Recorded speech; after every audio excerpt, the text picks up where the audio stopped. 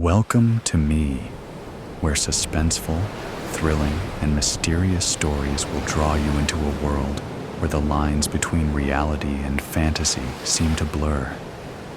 When the night falls, when all the sounds gradually quiet down, leaving only your own heartbeat and breathing, that's when these stories begin. Tensions, unsolved mysteries, moments that will make you hold your breath in fear or curiosity, all are waiting for you ahead. Find a comfortable seat, dim the lights, and let this sound guide you on a journey that is not for the faint of heart. I want each of you to leave a comment sharing where you are in the world. And if you are enjoying the episodes, don't forget to give a like and subscribe to the channel now. Relax. Are you ready? If so, join me in the first story right now. A living mirage. Life, as funny as it sounds, flows in a circle. And I, personally, never liked circles. I'm more of an octagon kind of person. Sally snorts at her own thoughts, but groans when the noise is muffled by the hand that is covering the lower part of her face. It smells of sewerage, grimy, disgusting, and somewhat musty. Familiar, heart-wrenching, stomach-churning, brain-rotting, but familiar. Maybe a little too familiar. His movements are sluggish, as usual. His joints crack with every step, and Sally fears he might die on the spot. Although she is certain nobody would miss good old Donovan Peters if he were to suddenly disappear. They slowly creep into the familiar room, announcing their arrival with every creak of rotten wooden floor. Sally's mind wistfully returns to her life before this. Was there even one? Her memory falters. Why can't I remember? Her eyes scan the room frantically, sweeping over the unmade bed, splintered floor, and boarded-up window. Her home. Her cell. Her hands strain against the rope, shaking from the terror of having returned to this fearful place. NPA. Her protest is muffled, much like her snort from earlier. No, no, this will not do. His voice is croaky and barely clear. If she had not known his actual age, she might have thought him to be on the verge of expiration. His chest presses against the back of her head as he forces her inside.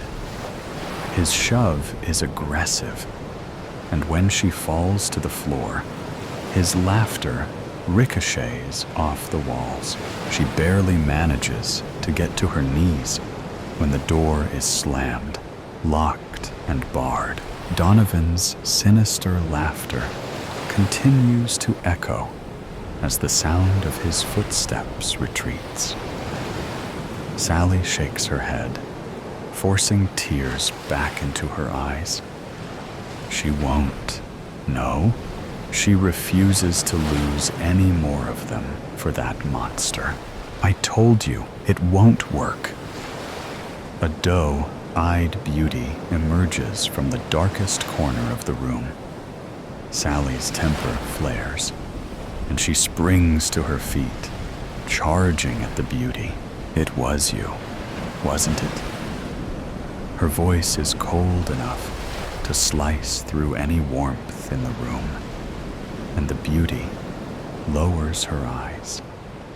Sally tugs on the rope around her wrists until it unties, and then uses it to press down onto the other girl's neck. Layla Angelou can rot for all I care. The voice in her head is loud, and she hisses. The girl claws at the rope around her throat and falls back against the wall. Splinters pierce her skin, but she refuses to make a sound. It's always you. Why? Sally's eyebrows are pulled together furiously, and her sharp blue eyes have turned into ice. Don't lie to me.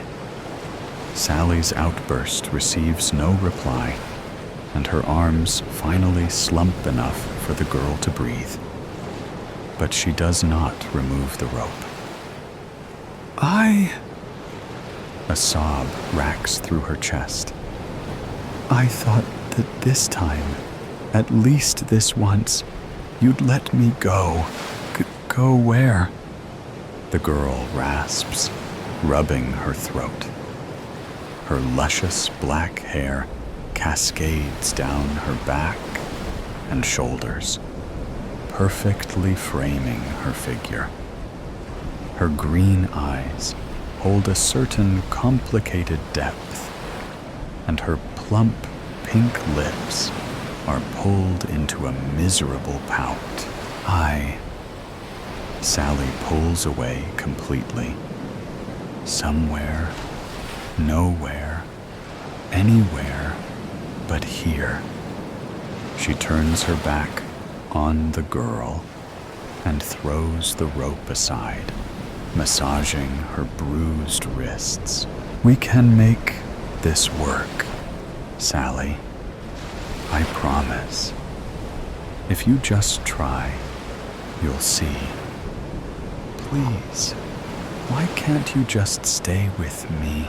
Sally ignores her. This is a conversation they've had before, a fruitless one. Once she's soothed the sting on her wrists, she turns around to face the girl again. Her eyes trail down to her throat, and her stomach churns at the fresh burn marks. She knew her throat was already sensitive. She can admit when she was out of line. I'm sorry, Layla. Her head nods in the direction of the girl's neck, but the girl waves it away quickly. Not a problem at all. Happens to us all. They remain in silence for a good 5 minutes before Layla walks towards the bed and starts to fix the bedding. She hums a soft tune as she works, sounding rather cheerful. Sally hates it. How can she be so content? In a situation such as this, I kept some dinner for you. Layla pulls a corroded metal bowl from below the bed and nudges it towards Sally, who reluctantly nears to accept it. The half-eaten apple in the bowl is bruised and looks less than appetizing, but she sends Layla a grateful smile and devours it. I'll try again someday. You know that, right? Something scratches at the window, scaring the two. Layla nearly trips over her own feet as she rushes to hide behind Sally's figure. Not that Sally has any height advantage over her. Sally pats Layla's hand on her shoulder, comfortingly, before removing it and placing the bowl on the ground. She clamps the apple core in her hand and crouches closer to the window. Something about this feels too familiar, and Sally falters in her steps. Something about the entire night feels way too familiar. Yes, she's been in this predicament for quite some time, but the déjà vu she's experienced tonight has been one too many for her to just ignore it. The boards used to cover the window start to blur, pixelate. Sally glances over her shoulder at Layla to confirm if she's just imagining things. But the sheer confusion on Layla's face says it all. Everything is real. Sally stops in front of the window and gasps when she sees the image within the pixelated particles. A scene, much like the one she's just experienced with Donovan, is mirrored in front of her. A mirage? That's not possible. She reaches forward, holding her breath as her fingertips breach the surface of the image before her. Sally turns around to face Layla, but her breathing stops completely when Layla's figure has disappeared. Her eyes scan the room frantically, but all evidence of Layla having been there has disappeared. Layla? She tries to call, but her voice gets stuck in her throat. Sally turns towards the mirage again and falls backwards when her eyes connect with those of Layla. Only this time, Layla's eyes are a forest green, with a small red fire burning inside her pupils. Pain creeps through her body as her back makes contact with the floor. Layla opens her mouth, and what comes out is a cruel cackle.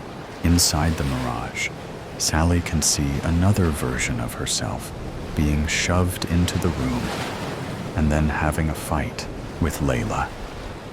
But the difference is that there are two versions of Layla. The one is pressed against the wall by the other Sally, and the other one is standing to the side and laughing hysterically, like she is watching a form of comedy. Oh, Sally dear. The cackling Layla turns to face Sally through the mirage, and the pixelated particles of the window starts to shimmer. Sally crawls backwards when Layla's hand pierces the surface, and pale, bony fingers clamp around the frame of the window. I remember this. Her voice is muffled by uncertainty, but she manages to push herself up from the floor. I remember all of this. She says this to herself as confirmation. Her eyes dart around the room, and then back at where Layla is still dragging herself through the pixels. She never understood her unsanctioned hate towards Layla. But suddenly, it all makes sense. Every memory stabs at her mind, and for once, she understands what is happening. She's always hated Layla because she knew exactly what she was. That's why Layla does this. Sally runs towards the bed and collects the rope from the ground in the process. I will escape! She ties the rope around one of the springs at the bottom of the bed and bites into her hand, hard enough to draw blood. Tears spill from her eyes as she smears her blood all over the rope and then uses her index finger to write 3 simple words on the bottom of the mattress. You must escape. She stares at the words, her stomach churning from another feeling of déjà vu. I've done this before? She grits her teeth painfully before reaching up to add something else. You must escape, Layla. Sally crawls out from under the bed and eyes Layla's half-emerged figure fearfully. Without a second longer to lose, she runs to the door and starts banging frantically. With every second she's banging, Layla crawls further out of the pixelated window, laughing comically at Sally's terror. What's all the ruckus about? Donovan barges into the room, but Sally ducks underneath his arms and runs with her every fiber to reach the front door. The stairs complain under her weight as she trips down them, but she doesn't stop. "Oh, Sally." Layla's voice sing-songs from behind her, and she shudders.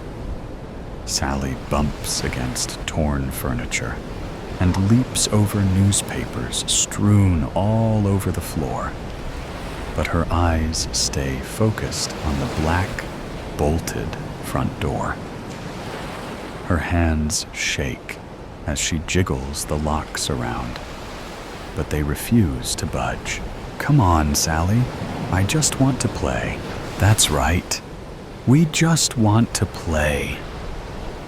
Donovan's voice has turned more laryngeal, and Sally's skin crawls.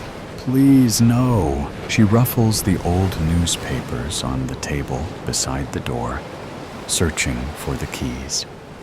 But her movement stills when she notices an odd peculiarity in all of the newspapers.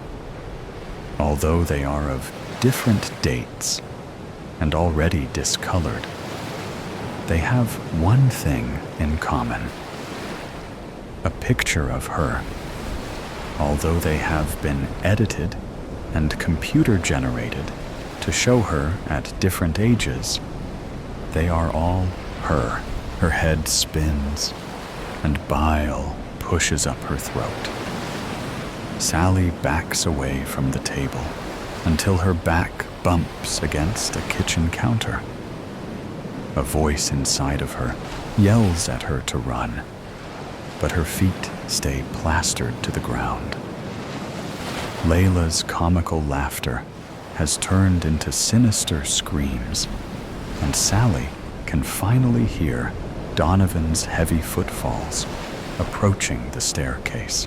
She shakes her head to clear her thoughts and almost releases a sigh of relief when she notices a pair of rusty keys peeking out from below a chipped teacup. Sally grabs the keys and rushes to the door, willing her trembling hands to still and complete the task. One lock clicks open, then another, and finally, the last one. Sally nearly sags to the floor in relief, but manages to keep herself poised enough to pull the door open. She runs out of the door, down the 2 stone steps, and onto the asphalt ground. She manages to run all the way to a broken-down truck when Donovan's voice booms in the form of a roar. She ducks behind the truck and presses her back securely against it. Her chest rises and falls erratically, and she makes sure to slow her breathing as to not make a sound. She lowers herself to the ground and pulls her knees to her chest, begging for a door of any of the surrounding houses to open and for someone to come to her rescue, but no one does. Ever. The silence that follows Donovan's roar is deafening. Layla has also stopped cackling, and not even birds can be heard. This is the first time Sally scans the houses around them, only to notice the degraded state every one of the houses are in. They are old and decrepit. There is no possibility that anyone can live in these houses. Her heart stutters, and her entire body goes cold. She turns her gaze towards the side mirror of the truck and finds a terrified version of herself staring back. Her eyes widen at the words scrawled onto the mirror in old, dried blood. Not safe. Follow arrows. Her lips part, but no oxygen enters. She manages to push herself to her feet, albeit shakily, and glances around the truck. Donovan is standing in the doorway, looking around calmly. Behind him, the low hum of Layla's singing fills the air. Run, little mouse. Run, little mouse. Let's all have some fun. Goosebumps spread across the entirety of Sally's body, and she hisses before pushing against the surface of the truck and taking off in the direction of the first arrow that's drawn beside the writing on the mirror. Layla's laughter fills the air, but Sally ignores her as she pushes her legs and pumps her arms harder. Harder. Her eyes scan the surrounding area as she runs, looking for any sign of an arrow. The arrows lead her all the way to an abandoned parking lot of a large business. Her eyes fleet around frantically, but she sees no more arrows. With Layla's humming from behind as her motivation, she runs into the building and ducks below the entrance gates. But when she stops in front of the doors of the elevator, her entire body freezes. From the surface of the elevator door, albeit blurry due to the deterioration, she can see two glowing orbs smiling back at her. Those orbs are illuminated by a red fire burning from the middle of the black pupils. Poor little mouse. Layla leans over Sally's shoulder and skims her cold fingers across her cheek. It's so easy to lay a trap for a mouse who loves its cheese. She laughs hysterically and leans onto Sally for support. This is not the end. Sally bites back, curling her hands into fists. Layla stares at her through the reflection of the elevator door before laughing comically. You're right, dear. This, she waves her hand around as if showcasing her to an audience, is simply the beginning. And we, she points a finger at Sally and then back at herself. We are going to have a lot more fun together. Sally rips herself away from Layla and spins around. But Layla tuts, snaps her fingers, and then slaps her palm against Sally's forehead in one swift movement. There's no rush, dear. With her words, Sally's world starts to spin, and her eyes flicker before she is consumed by darkness. And the next thing she sees is the familiar, cold, creaking hallway of Donovan's apartment. He forces her down the hall with his chest pressed against the back of her head and his hand clamped securely around the lower half of her face. Life, as funny as it sounds, flows in a circle. And I, personally, never liked circles. I'm more of an octagon kind of person. Sally snorts at her own thoughts, but groans when the noise is muffled by the hand that is covering the lower part of her face. It smells of sewerage, grimy, disgusting, and somewhat musty. Familiar, heart-wrenching, stomach-churning, brain-rotting, but familiar. But for the first time, it seems just a little too familiar. Paranoia. It was a cold November evening. Rain was showering on the street, creating a constant background noise. People ran from cover to cover, and residents of the building gathered near the window, admiring the incredible scenery outside. Except for Carl.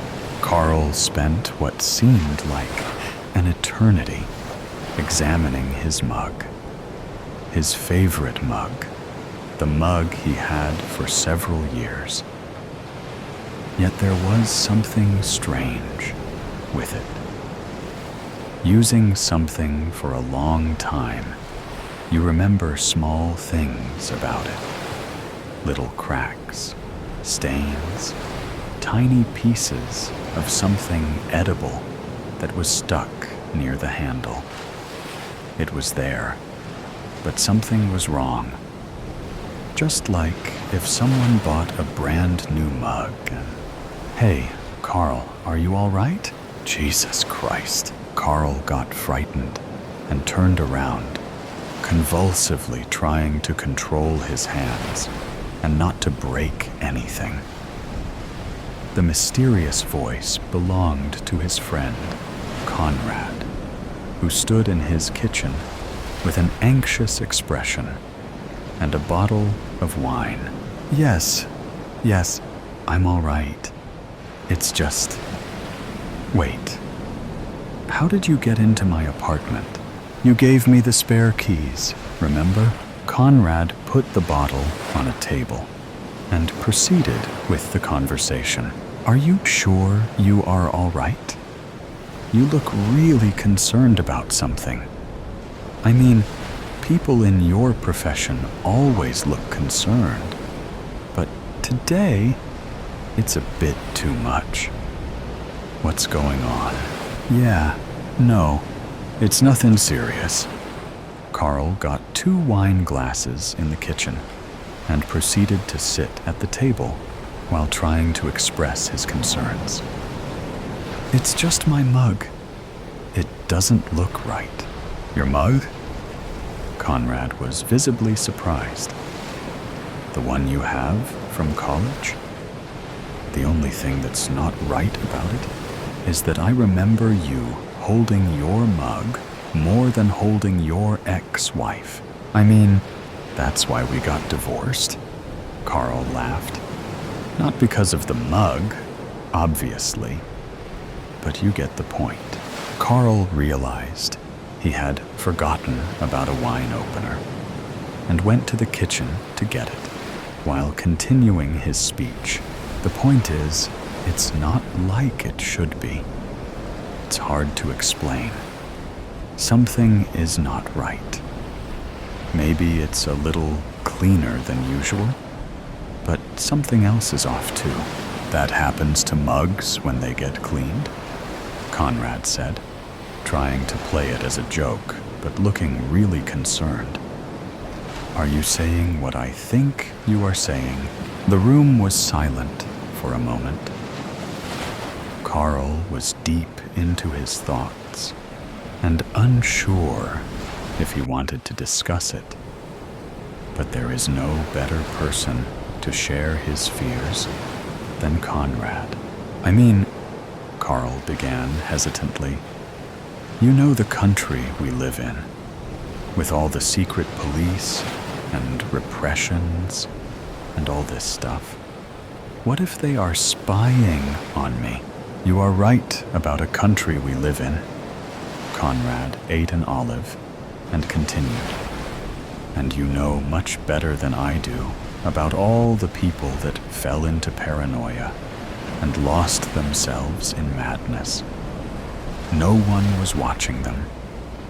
And no one is watching you, Carl. You just forgot that you washed the mug. Don't do this to yourself. Yeah, I guess you are right. I'm seriously, Carl.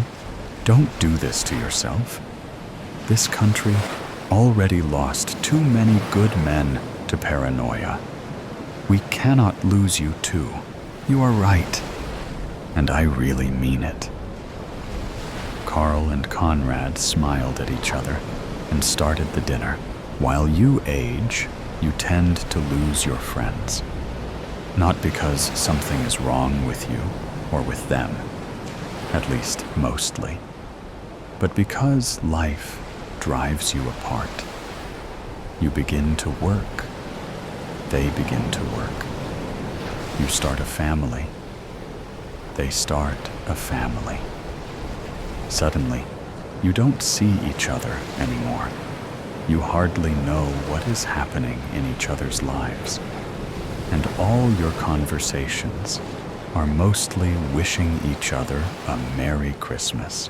That was not the case for Carl and Conrad. They were there for each other for as long as they can remember.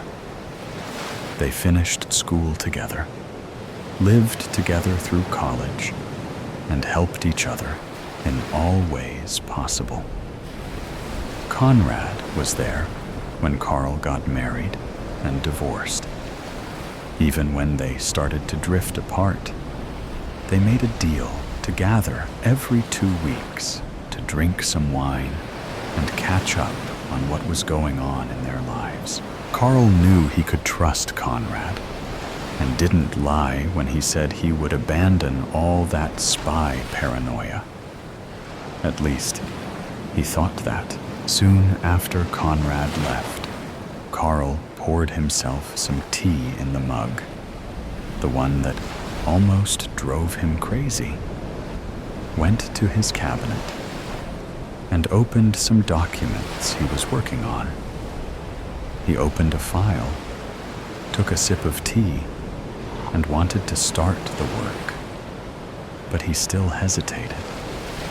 He could not stop staring at the mug. Obviously, Conrad was right. The mug was the same as always.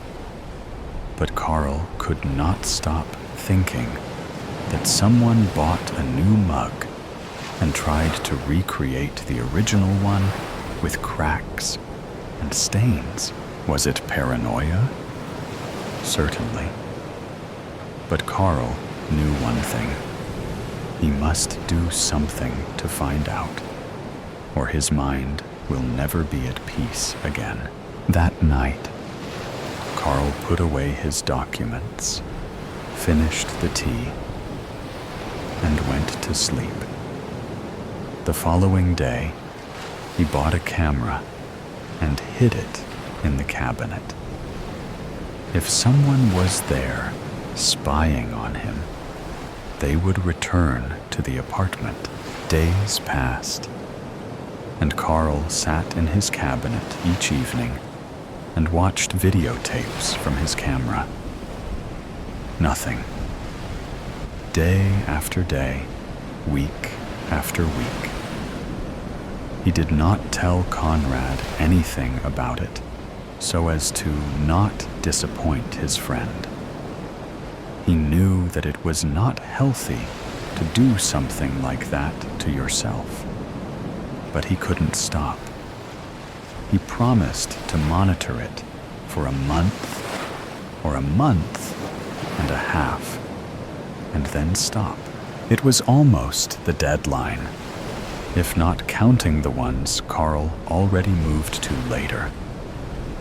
He understood that he slowly lost control over his paranoia and knew that it must come to an end.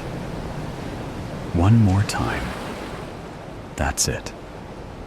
Carl committed to watching the very last tape from this camera. and there was nothing. Again. But something was off.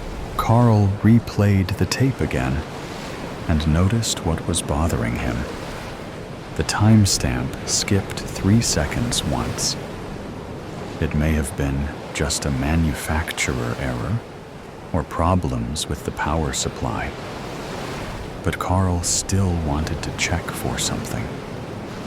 If he was right, someone might have erased part of the tape. In that case, they knew where the camera was because they saw how Carl hid it. He took his flashlight and tested it against his camera. Light reflected on the lenses and created small flares. If he was being watched, his apartment must contain other cameras. Carl knew that he was too deep into his paranoia, but could not resist himself. After all, if he found out he was right, that's not paranoia. He started flashing his apartment, inch by inch.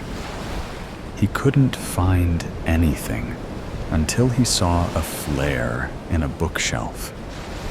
He put his hands on the shelf and tried to find what caused this flare. His hands touched something, and his heart skipped a beat. There was another camera. He rushed to his desk to watch the tape on a newly found camera.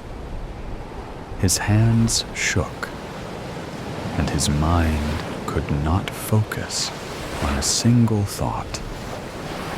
He finally had proof that he was right all the time.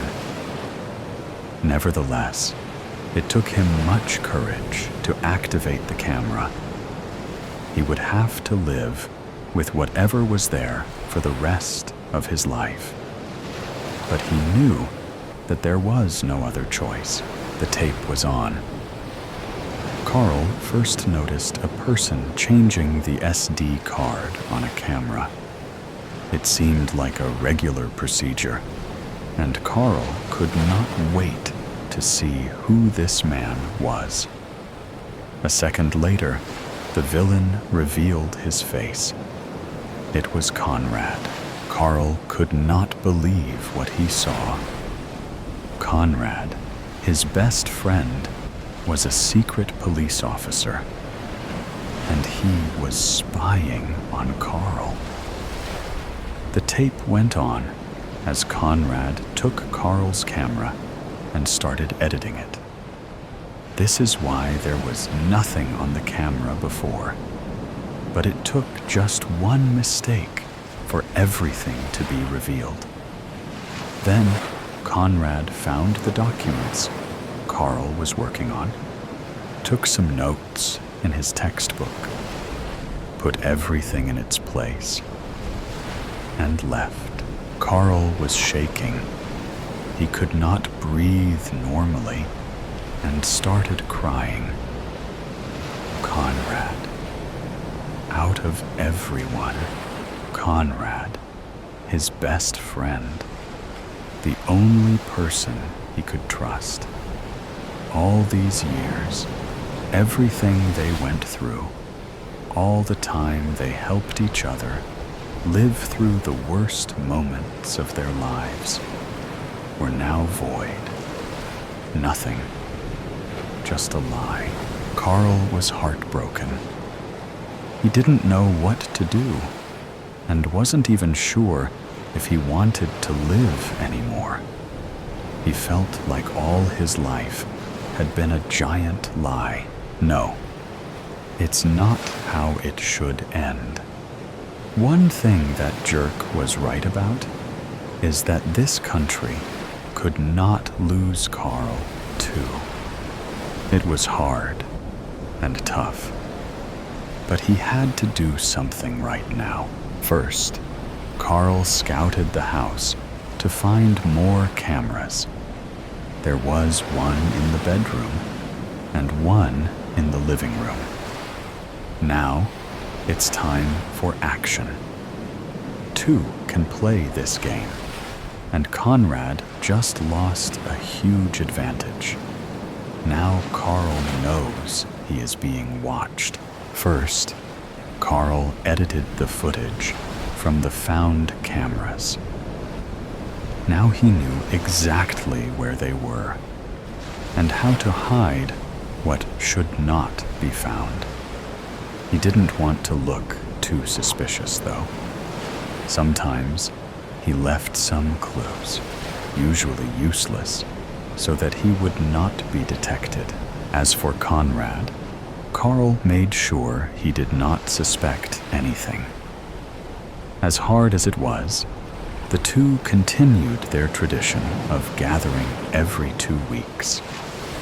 Carl had to put all his willpower to use to not punch his friend in the face. Sometimes he skipped the wine party for made-up reasons, but always edited the videotapes accordingly. One evening, when they sat at the table, Carl said the one thing he had planned for a long time. "Hey, Conrad, I want to show you something I was working on. Just promise to keep the secret, all right? It might cause big problems if anybody knows, except for us. A price to pay." I should have known better. As cliché as it sounds, nothing in life is ever free. It all started with my dream trip.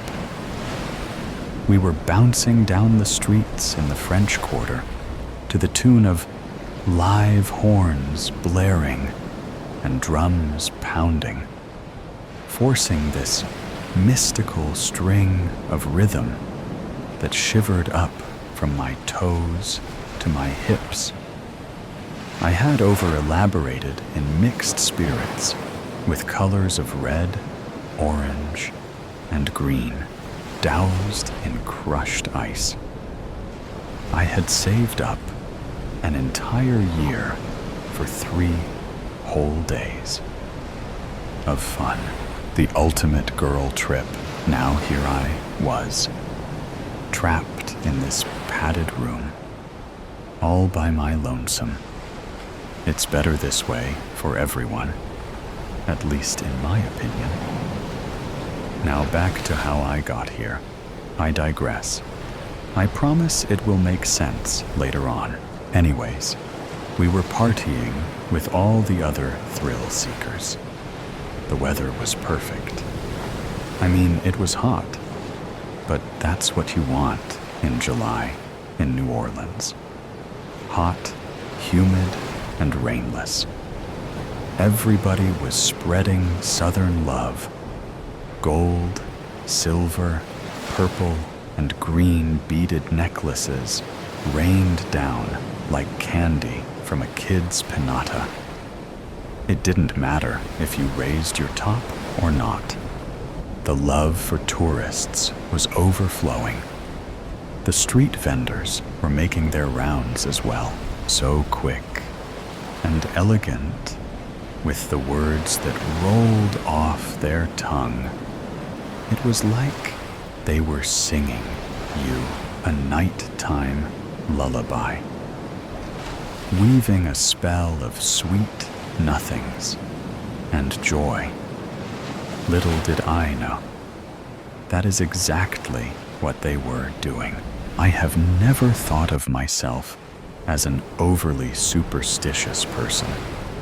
I say overly because I did avoid having my feet swept and never opened an umbrella in a building or house. Outside of that, a black cat was just a black cat. I didn't believe in witches, shamans, witch doctors, or black magic. I understood the undertones of voodooism in the bayous of Louisiana. I took a mythology class during my undergraduate studies, I even did a research paper on it. I knew a good story when I heard one. And that is exactly what they were. Stories. I digress. My attention was drawn to a street vendor that had his face painted in gold.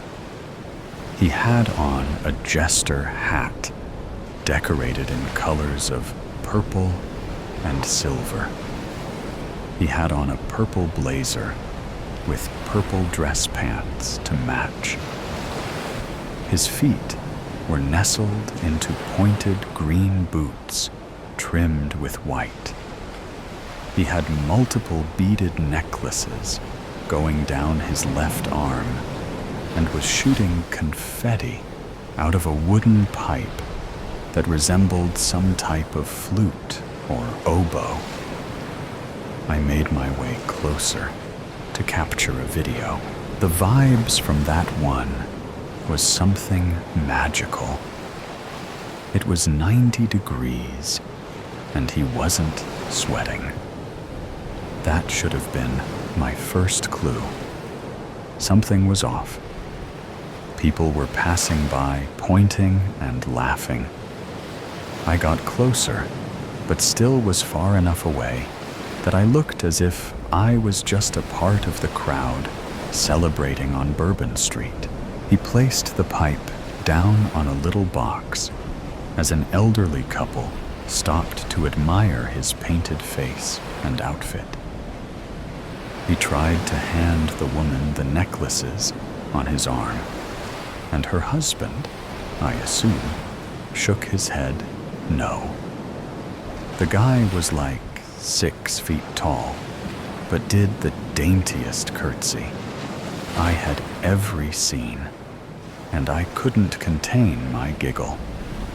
Neither could the couple, and the man accepted the beads. When the couple tried to give the beads back to the court jester, he shook his head no and put his hands up to signal 20 off. The husband tried to give them back again. The jester took 3 of the beaded necklaces back and then put up one hand to now signal Pash as the total. His wife laughed beside him. I mean, I get the humor. What better place to get swindled than the streets of New Orleans, baby? Memories to keep for a lifetime. He gave the hustler the money, and then they bounced down the street. I had recorded the entire scene on my phone, and when I looked up, we had made eye contact. I felt almost locked in his trance. The beginning of my demise. I looked down at the stupid, tarnished rose gold ring with the blue opal stone that was now trapped on my finger. Sorry, there I go again, jumping around the story. Again, we locked eyes. I was more than a little tipsy and had the audacity to wink and giggle. He put his confetti flute back to his mouth and blew in my direction. He wasn't going to hustle me, and that was for sure. I know how it works. The group I was with shifted, and somehow we got closer to him and his show. This time, when he blew, confetti made it onto my shirt. He had a cheering audience now. The air smelled of booze, sweat, and cigarette smoke, mingled with hints of too strong cologne here and there. But that did nothing to deter the crowd. He presented a new sleeve of beaded necklaces in multiple colors. The flute pipe went back to the box. People were so drunk that they were totally fine with paying primes for necklaces you could get from the nearest dollar store. But not me. They were being thrown from balconies for free. I couldn't hide the skepticism from my eyes. I loved the camaraderie, but no scams will empty my pockets this day. He locked his eyes with mine again, and then moved towards me. This time, he grabbed my hand and twirled me around in a circle to the beat of the live music that was playing in the streets. My cheeks were aching from smiling so hard, but I was not going to fall for his swindle. My friends were cheering me on in the background, happy that I was finally letting my hair down. I was a little dizzy from the alcohol and the spinning. The jester then enclosed my hand in both of his, and when he pulled back, there was a ring on my finger. I don't know how he did it, but I wasn't paying for it. "Take it back!" I screamed over the music and noisy patrons. He shook his head no and put up his hand to indicate $25. I laughed and repeated myself. He changed it to $15. His light brown eyes seemed amused by my defiance to be swayed to part with my hard-earned money for a ring I could have gotten from a bubblegum machine. To be honest, I had already been hustled when I went to the marketplace the day before and paid $75 for an ugly dress because I was sold a dream. He went down to $10, and he almost had me until a lady behind me said that she would buy it for $25. I tried to take it off my finger to give it back, but he stopped me and gave me a huge smile. His teeth were about the prettiest I had ever seen, complementing his gold-painted skin. He really looked like he was out of a painting. He had a broad nose, and he had a set of long lashes that any woman would be jealous of.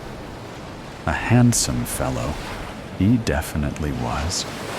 Again, not a bead of sweat, and his skin was flawless. He nodded, and then pressed his lips to the back of my ringed hand before shaking his head at the woman, and spoke. "This here trinket is for the one who doubts the ways of the bayou. She has been chosen," and then gave her a beaded necklace instead. I felt a flush of heat go over my entire body. The accent made it sound so poetic. Everyone continued to cheer him on until all the necklaces were gone. And then that was that. Or so I thought. He turned back to me and winked. As we all dispersed, my party and I made our way down to the end of Bourbon Street. And when it was time to go back up, I tried to take the ring off my finger to give it back, but I couldn't get it off. In theory, the good things, when we came back to his area of business, he was gone.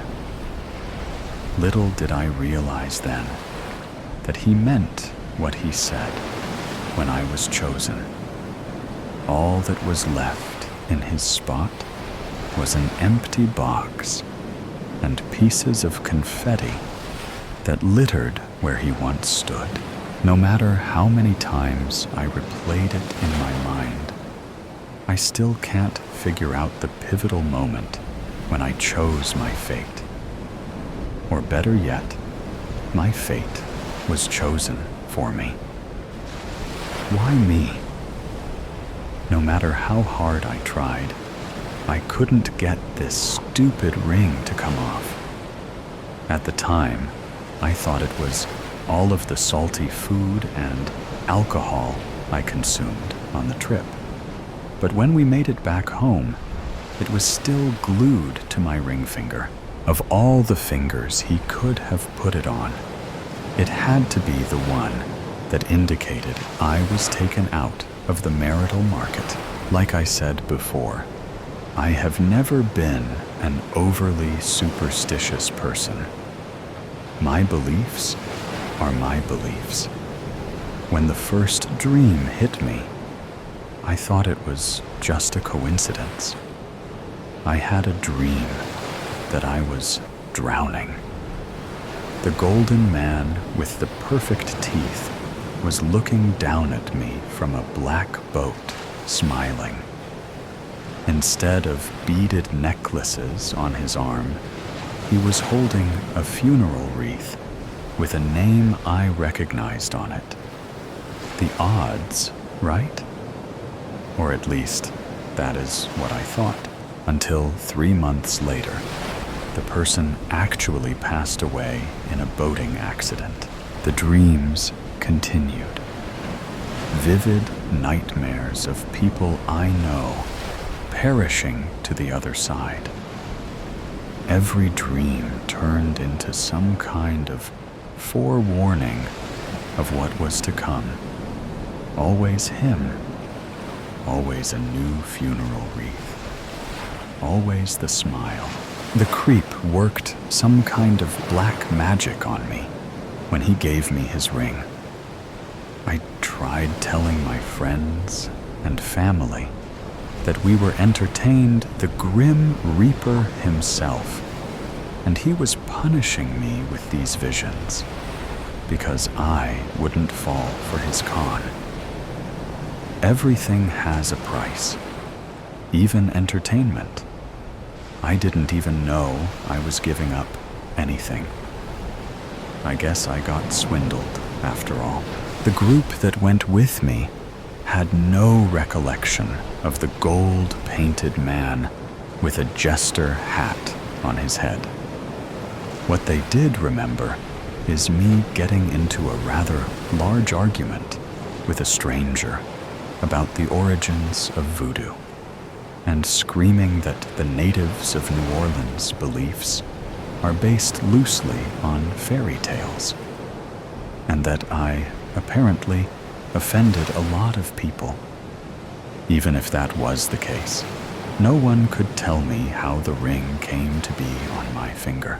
The video that I thought I had recorded when he was hustling the elderly couple had disappeared from my phone. The first professional I saw for the prophetic dreams told me I worked too hard, and maybe I needed to take some time off and stay away from alcohol. They had me complete all these different tests to prove that I was in my right mental state. In the midst of it, no one could get this stupid ring off my finger. By the time I got to the fight professional, I was told that maybe I should just keep my intrusive thoughts to myself. And death was a part of life, and try to live in a normal manner. I see death. I don't want to see it, but I still was able to see it all the same. I was cursed by a New Orleans jester, all because of the difference of opinions. If only I could go back, I would have definitely said no to that first drink and kept a clear head the entire, instead of being doomed to a room of padded walls because everyone thinks I lost my mind. Here I was, safe, But let's go back to the beginning, distorted. I left home 5 years ago. As soon as I crossed that stage, high school diploma in hand, bypassing my peers, swept up by a wave of crying moms and proud grandparents. I was done. The boot of my car held as much of my 18 years of life as I could stuff into 3 boxes and 1 suitcase. I'd armed myself with a bank account full of every tip and paycheck I'd received from my waitressing job and an early acceptance offer from a university 2 states away, as far as I could get from a place I'd once called home. The night before, as my parents sat in some fancy restaurant for a reservation with friends they'd forgotten to tell me about, undoubtedly arguing with each other behind plastic smiles, I packed away my clothes and books and bed sheets in neat little rows until my room was almost barren. Apart from the old wooden furniture, my bedroom was cleaner than it had probably ever been, and I laughed at thinking about how, if the situation was different, it might finally make my mother happy with me. At 10:07 p.m., they arrived home, my father slamming the door as their whisper shouting floated upstairs. I knew they weren't being considerate of the fact that I might be sleeping, but rather they worried about the possibility that a commotion might alert the neighbors, that they would see through the cracks in the foundations of their picture-perfect dream house. They didn't come in to say goodnight. Hadn't since I was 8, and old enough to read myself to sleep. As I pulled out of the parking lot and left my formative school years in the back windshield, I thought about what my parents would tell their friends, the neighbors, the busybodies in the grocery store checkout line. Would they lie and tell everyone I had accepted a scholarship for some prestigious university overseas? Or maybe I'd traveled to Africa to work in humanitarian aid, something they could brag about and say, "She's made us so proud." Possibly, they'd invent a job with NASA or an internship at Google. They hardly knew enough about me to know what I'd actually be studying or what I wanted to be when I grew up. I was sure they wouldn't be bold enough to tell the truth, that their daughter had disappeared without warning while they spent their day in board meetings and having sex with their personal assistants in hotel rooms paid for by their companies. There would be no missing persons report or flyers offering an egregious sum of money in reward for my safe return home. Nothing that would cast a shadow on their spotless reputations.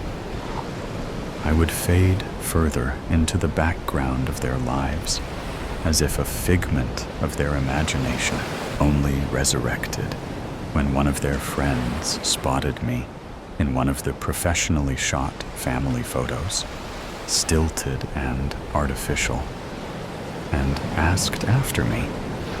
That's if they kept the frames up at all. My parents would have to dig up my coffin from the deepest parts of their memory, plaster a smile on their face, and grit their teeth. They would spin some vague anecdote about speaking to me on the telephone last Tuesday and how well I was doing. and maybe they'd go visit me at Christmas. They'd have forgotten all about me by the time they brought out the first course. I mean, they hardly remembered I existed, even while we lived under the same roof. That's why I was so shocked when they called me one Sunday, 5 years after I left town and never looked back, and asked me to come for a visit soon. I had no idea how they knew my number. I'd changed it after moving and never given them the new one. That's why I didn't respond for almost a minute after hearing my father's voice through the tiny speaker. I almost convinced myself I was dreaming or having a stroke. Maybe I'd temporarily slipped into an alternate reality where it was normal for my father to have my number, to call me out of the blue and invite me over. Anything to explain why the fuck he was calling. There was no special occasion. Nobody was sick and dying, and there was no upcoming birthday to celebrate. They just wanted to see how I was doing and make amends. They missed me, they said, through the crackling of the landline. I wondered if they had finally snapped and gone crazy, if they'd learned a sense of humor and this was some kind of prank. Or perhaps they had early onset dementia and had forgotten that I had never been much more than a roommate they had complained about having to spend their hard-earned money on. I told them I would think about it and immediately hung up. I spent the next 2 days trying to forget about it altogether until I came home from work to a letter in my mailbox, a one-way ticket dated 2 weeks from then, set to arrive at the airport an hour out from the town I grew up in. On the front of the envelope, my address, written in my mother's sloping, elegant handwriting. Nausea settled in the pit of my belly. How did they know my address? I'd not kept in contact with a single person from my childhood. The hairs on the back of my neck tingled as the growing sense of being watched settled into my skin. Then a thought popped into my head. Had they known the whole time? Had they known where I was all these years and never bothered to reach out? Suddenly, I was 12 again, and realizing my parents were never going to care about me the way the kids at school were cared for. This confirmed what I had always known. I was alone in this world. It took some deliberating, but I decided I would go. I would see what it was they wanted from me, and if they really had changed. I told myself I wouldn't give in to whatever manipulation tactics they might pull. I would be strong and remain distant. And when it was done, I would demand that they never contact me again. Even still, my bones were heavy with paranoia the following weeks. I elected to hire a rental car to drive from the airport to their house. There was no way I'd give my parents the satisfaction of driving me, of having any modicum of control over me once more. And this way, if I needed to leave, I wouldn't be forced to wait 20 minutes for a taxi. I parked on the street, The house had been repainted a soft, eggshell color instead of the previous gray and rows of gardenias lined the fence where there had once been neat box hedges. I breathed deeply through my nose before raising my hand to knock. My mother pulled the door open as my fist made contact with the wood, causing me to stumble back. She must have been watching me from the window. Waiting, she was smiling. That was strange in its own right, but it was weirder because I knew it wasn't my mother's smile. Her smile never reached her eyes. She would never do anything that would cause lines to form on her face. Her smile always gave you the sense that she was laughing at you rather than with you, pitying you. My mother did not smile, but when she did, it was always forced. This was a genuine smile. It was happy.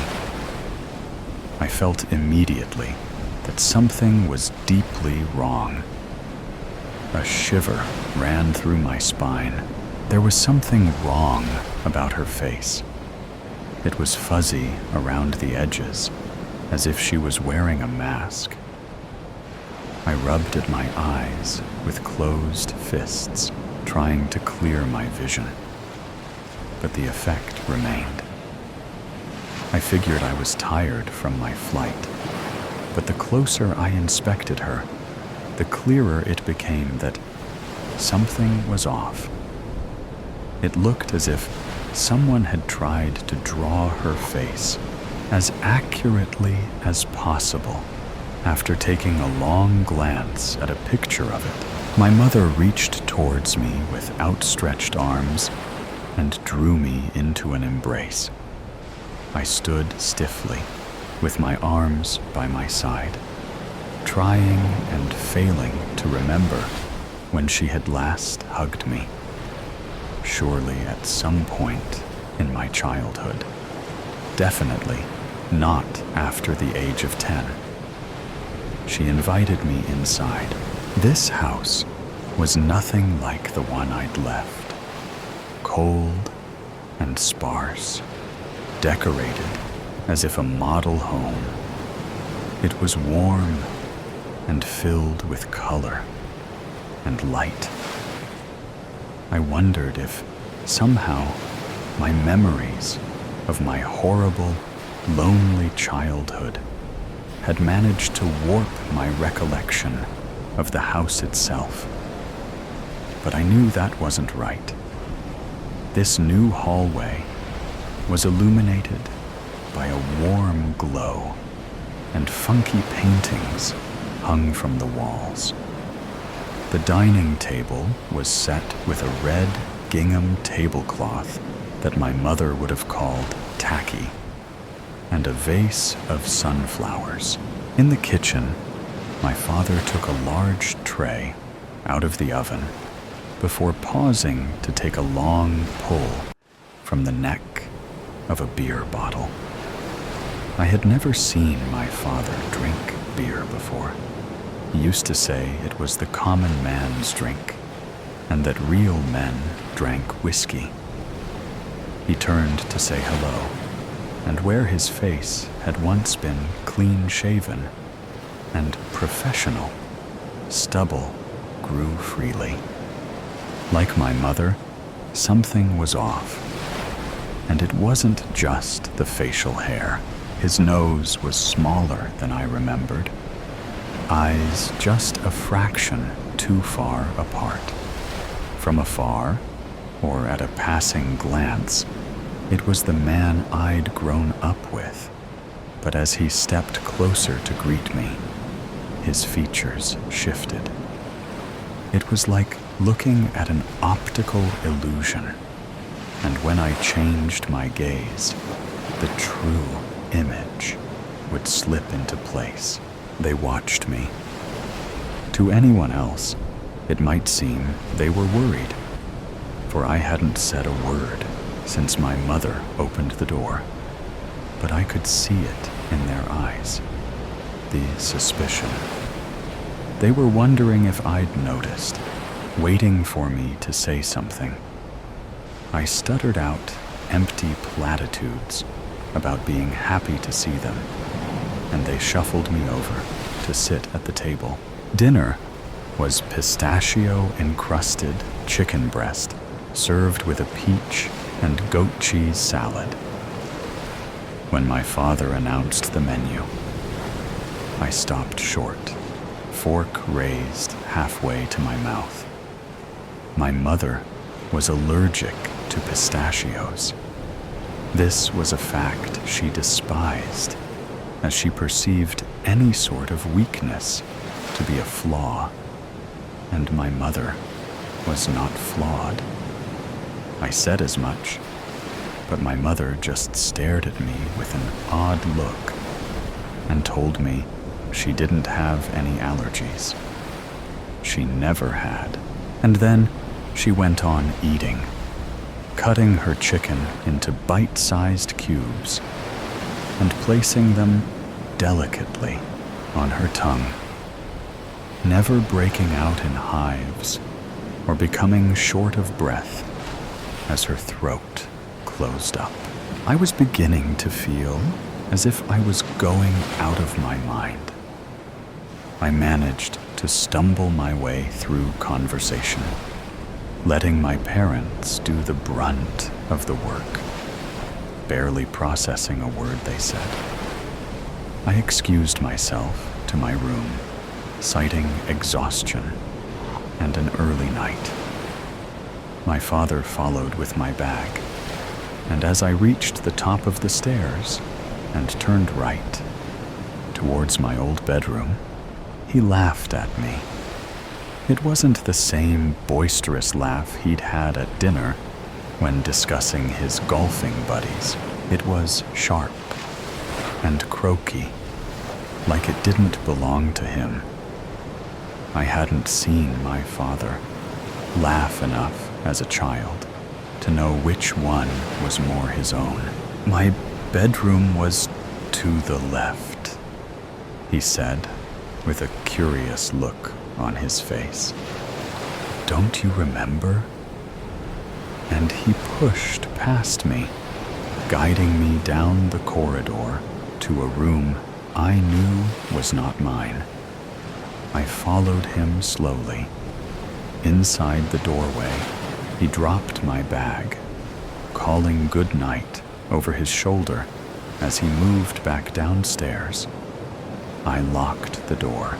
The furniture was the same, but there were pictures on the wall I had no recollection of. Myself and my parents at the beach and in the snow and with my grandparents. These were not my pictures. My mother hated the sand, and the first time I'd been to the beach was with some uni friends a year after I left home. I had never met my grandparents, let alone taken photographs with them. They had both died before I was born. I sat down on the bed. It was made tidily, with the same striped sheets I had packed in a box all those years ago. I sat there for hours, listening as my parents cleaned and made their way to bed. When I was sure they were sleeping, I slipped out the door and into the rental car. As I drove to the airport, heart racing against my rib cage, I knew one thing for sure. I was certain that those people were not my parents. Bread, tea, life. A steaming loaf of bread. For the last year, Marco, a UX designer by profession and a baker by hobby, has been fighting forgetfulness. not sure how it started. Maybe there was a medical reason. He'd lay in bed thinking a tumor was cooking in the corner of his brain, slowly degenerating his memory, closer to a stroke with each day. He didn't even know if brain tumors and strokes had to do anything with one another. He just knew both were bad and didn't want to know more. Or maybe it was all due to alcohol and cigarettes in his younger years. He used to drink and smoke heavily until the bad habits caught up with him at his friend's wedding 3 years ago. He woke up with a hangover, but it was a different type of hangover. His head felt like a malfunctioned computer that worked at 50% of its capabilities. His mind would turn on and off as he was waiting for breakfast. Then, after a fourth time going to breakfast to douse his face in cold water, his brain turned on entirely. He could almost feel the full power of consciousness kicking in.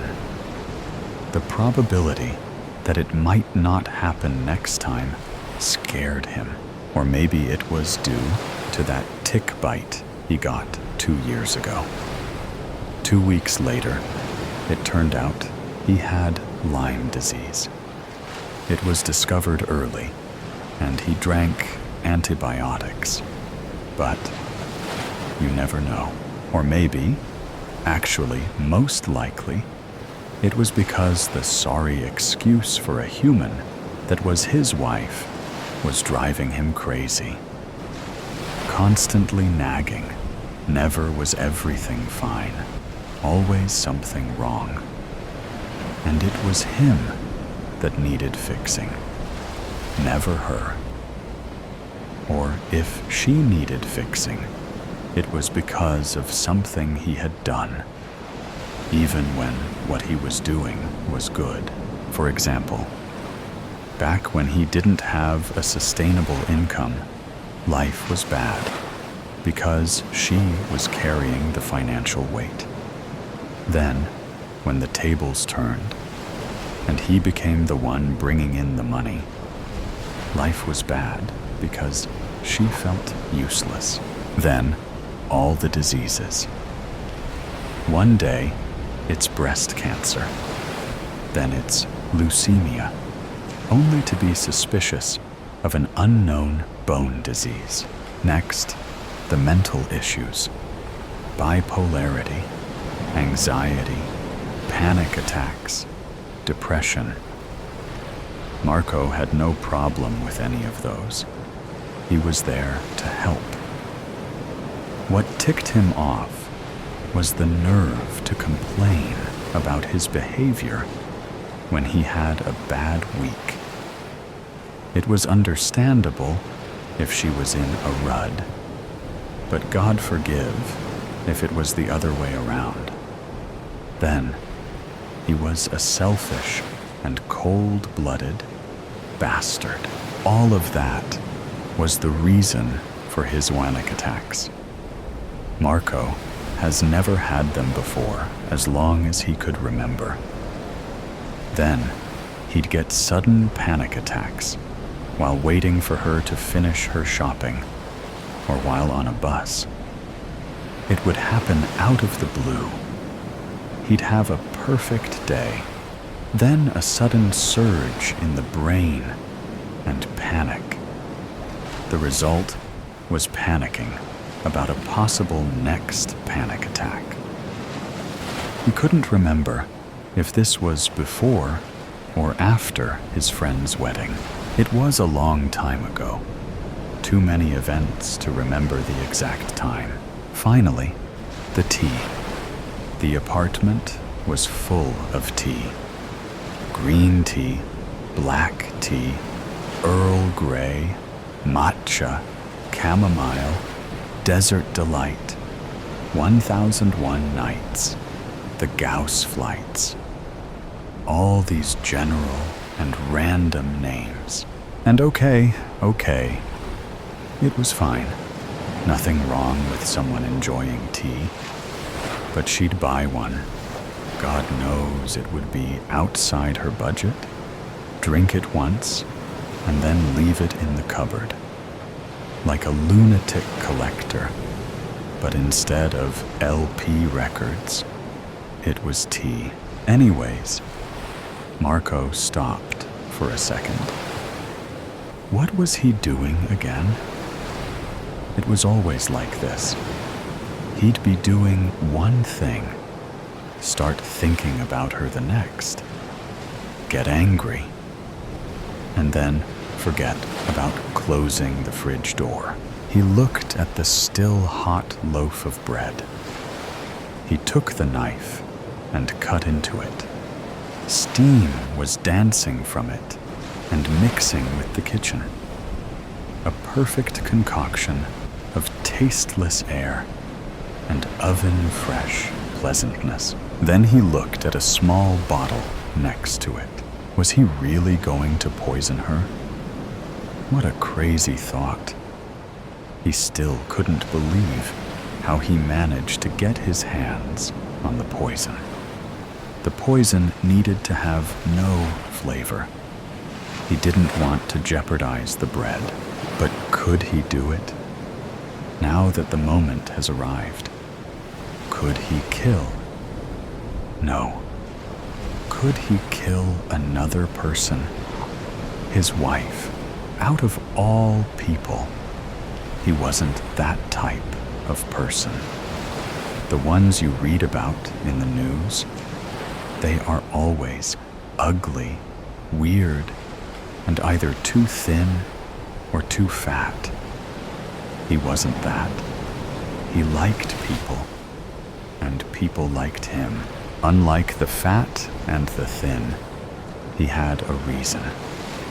She brought him to this point. He'd never do it for pleasure. His action was justifiable. He cut 2 pieces of bread and put them on a plate. He opened the fridge and took some ham and cheese. Next, he cut both ham, cheese, into fine finger food pieces and decorated them next to the bread. The fridge light helped him see better. He picked up the plate, took a deep breath, and walked towards the living room. He stopped. Wait.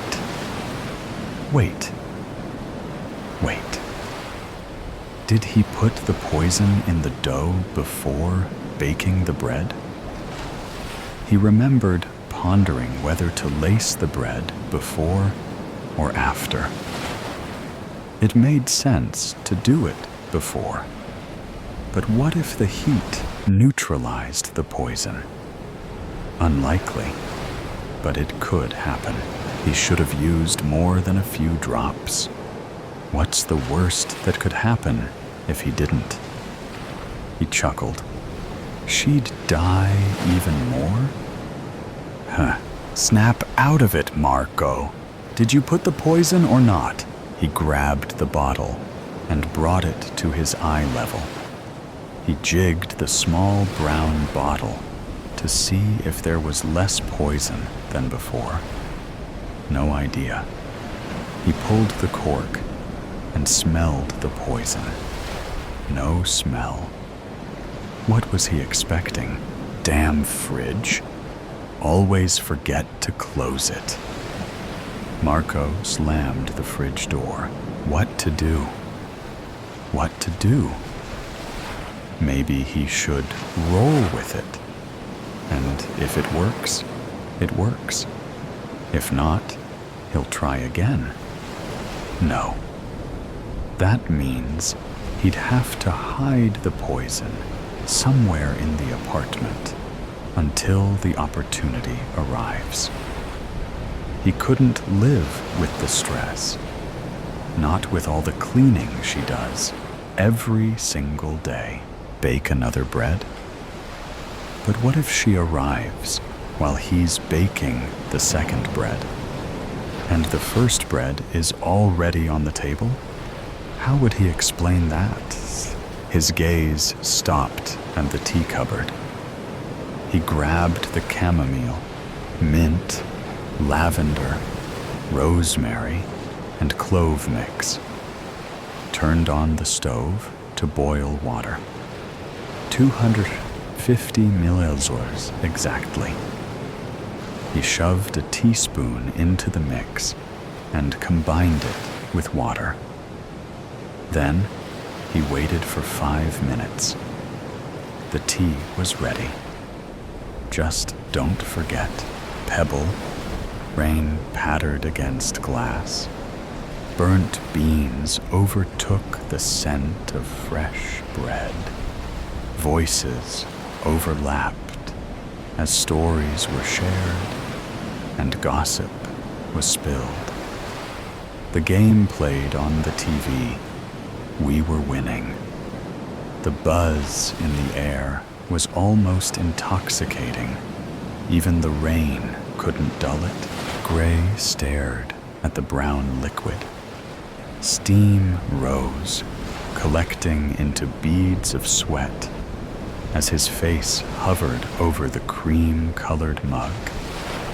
Blonde curls curtained flushed skin and bleeding lips as his teeth pulled at the delicate skin. He was in his own air. The buzz flowed around him. His ears were stuffed with the nectar of the past. It seeped out, dripped down his arm, burned through his skin, revealing scars that were hidden with years of neglect. Nails cracked as he dug into the wooden table. His mind swirled. The nectar was thick. It was creeping through the crevices of his head, consuming thoughts he pushed down and forcing him to face it. Metal filled his mouth as Gray bit down harder on his lips. Pain filled his face, and the sob got stuck in his throat. Taking a deep breath, he picked up the mug and took a sip of the bitter liquid. It stung at his bruised lips, but the taste was welcome. A deep breath led to long sigh, releasing tension as he slumped over the table. Pebble? He clinched his eyes closed as his mind flooded. The bricks of the dam slammed and slammed against the limit of his conscious as the memories flooded over him. Gray scrambled across the sticky ground. He gripped at the blood-soaked hoodie, pulling the small body into his arms. His fingers left trails as he rubbed at the bruised skin, hoping his touch would wake him up. Pebble, come on. What he thought was a yell was nothing more than a cracked whisper. Shaking hands gripped at curls that were just like his, just a bit brighter in color. He just kept repeating himself, holding the one good thing in his world, rocking him back and forth like he had to do to help him fall asleep just a couple years ago. A few feet away, smoke rose from the 5th cigarette lit today. It found its home between cracked lips. Lips that never once said anything that portrayed an ounce of care. Those lips belonged to a woman of dirty beauty. Beautiful blonde curls that have been passed along for generations framed a pretty pale face that was stressed by a chosen sickness. She stared at the scene. the bodies that were her offspring, at least by the doctor's words. But just cause the doctor said it doesn't mean she cares for it. The law forces her hand, forces her to obey her parental expectations, but it can't make her look at them with anything but an icy indifference. That indifference made her not care when they cried, when they needed to be held, when they needed someone to praise them, when they won, and support them when they fell. That is why, when her youngest was beaten with vase after vase until the glass shards impaled him because he whined too much, she didn't move a muscle. One less expense. Tears were dripping into his coffee, little splatters staining his clenched hands. He took one and bit on it, holding inside his screams as what happened just a few hours ago replayed. Stepping inside the decade-old home, the wood creaking with every step, the excitement he felt with Deku swinging in his pocket, imagining the look on Pebble's face as he held his favorite character in his hands. Then the way his soul dropped into the pit of his stomach. How his vision blurred until the only thing he could see was his little brother laying on the smoke-infested rug, his blood making it an even darker shade of black. The glass fractures, creating a mosaic of different colors that flickered in the light of the dusty swing lamp. Knots formed at the bottom of Gray's stomach. It burned. It hurt.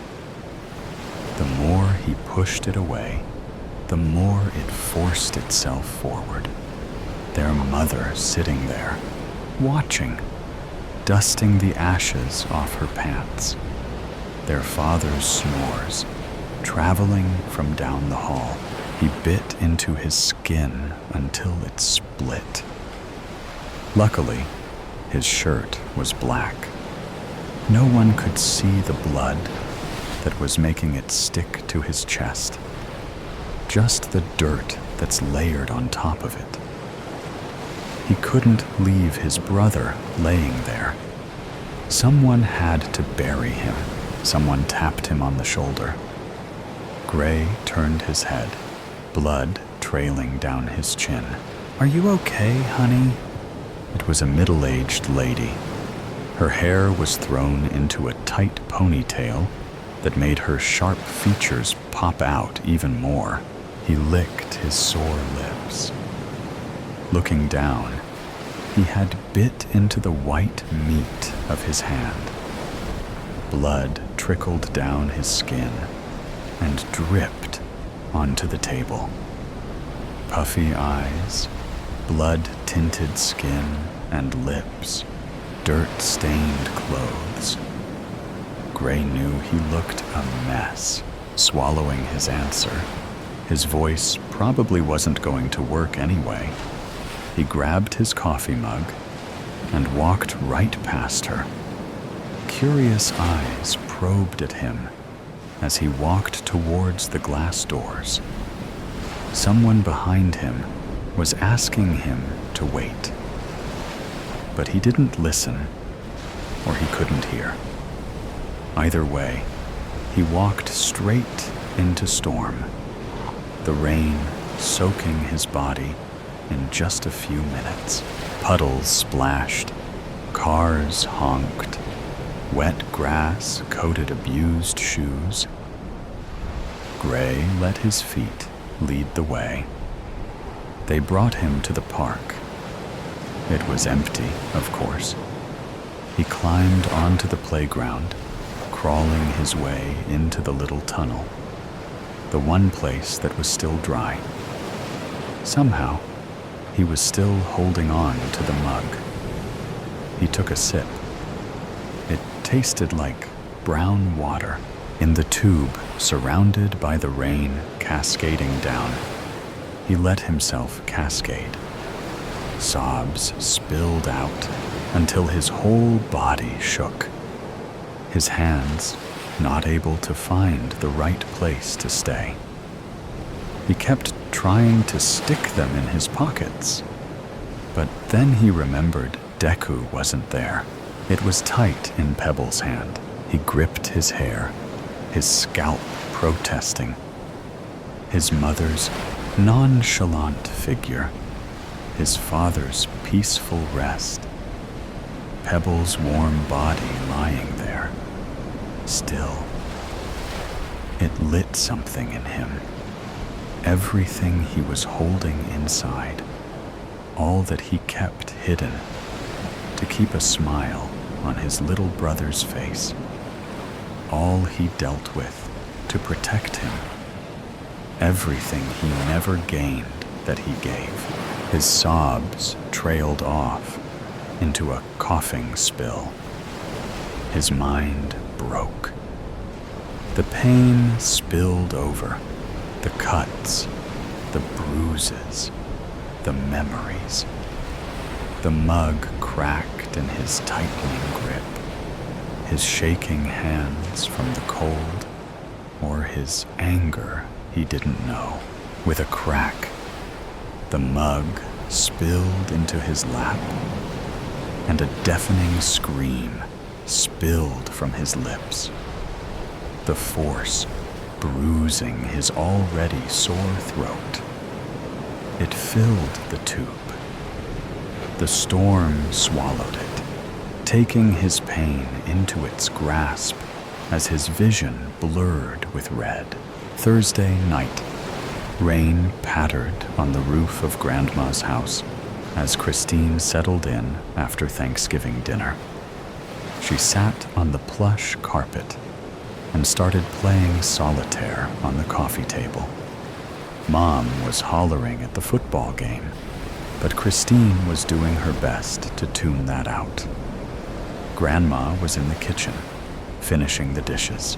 Dinner itself had been the usual stuff: turkey, mashed potatoes, stuffing, green beans. It was a nicer, heartier meal than Christine usually ate. Now she was pleasantly full, enjoying her cards and the relative peace and quiet. Why are the Lions attempting a field goal? Mom roared, jumping up. She bumped the coffee table and fell back onto the couch. The game went to commercial. Oh, Christine sighed heavily, picking up her fallen cards. "Sorry, kid," her mother said, rubbing her sore knee. "You know how it is." Christine nodded. It was always like this with football and true crime for some reason. She was glad it was only Mom here being noisy instead of the whole family. Grandma stepped into the living room, wiping her hands off on a towel. She hung it on the back of one of the wooden chairs at the little dining table, on the opposite side of the room from Christine and Mom. "I wish you'd let us help you," Mom said. "Dishes would have been done a lot sooner." No, Grandma said. "After being away for so long, I almost missed doing my own dishes. Besides, there weren't that many." "I tried to get the older kids to come," Mom said. The game was back on, so her eyes were on the TV as she spoke. But they had other plans. In-laws, I guess. And you know how Dad is. With this last remark, she gave Christine a joking slap on the shoulder. Christine was glad her father and siblings weren't there. When they all got together, they talked too loud, and it would get too hot, and they would pick on and embarrass her. No, she much preferred this little get-together. "I keep telling you it's fine," Grandma said. She sat on the opposite end of the couch so that Christine was between them. She smiled at Christine. "It's kind of neat that we have 3 generations here," Christine nodded, smiling. "Touchdown!" Mom yelled and jumped up again, narrowly avoiding the coffee table this time. Thud. "Oh, for the love of..." Grandma cut herself off. "What did you knock over this time? I hope you haven't broken anything." "Shh." Mom held a finger to her lips and whispered, "That wasn't me. I think it came from outside." Grandma leaned back on the couch and put her feet up. "Probably just the rain, then." "Right," Mom said.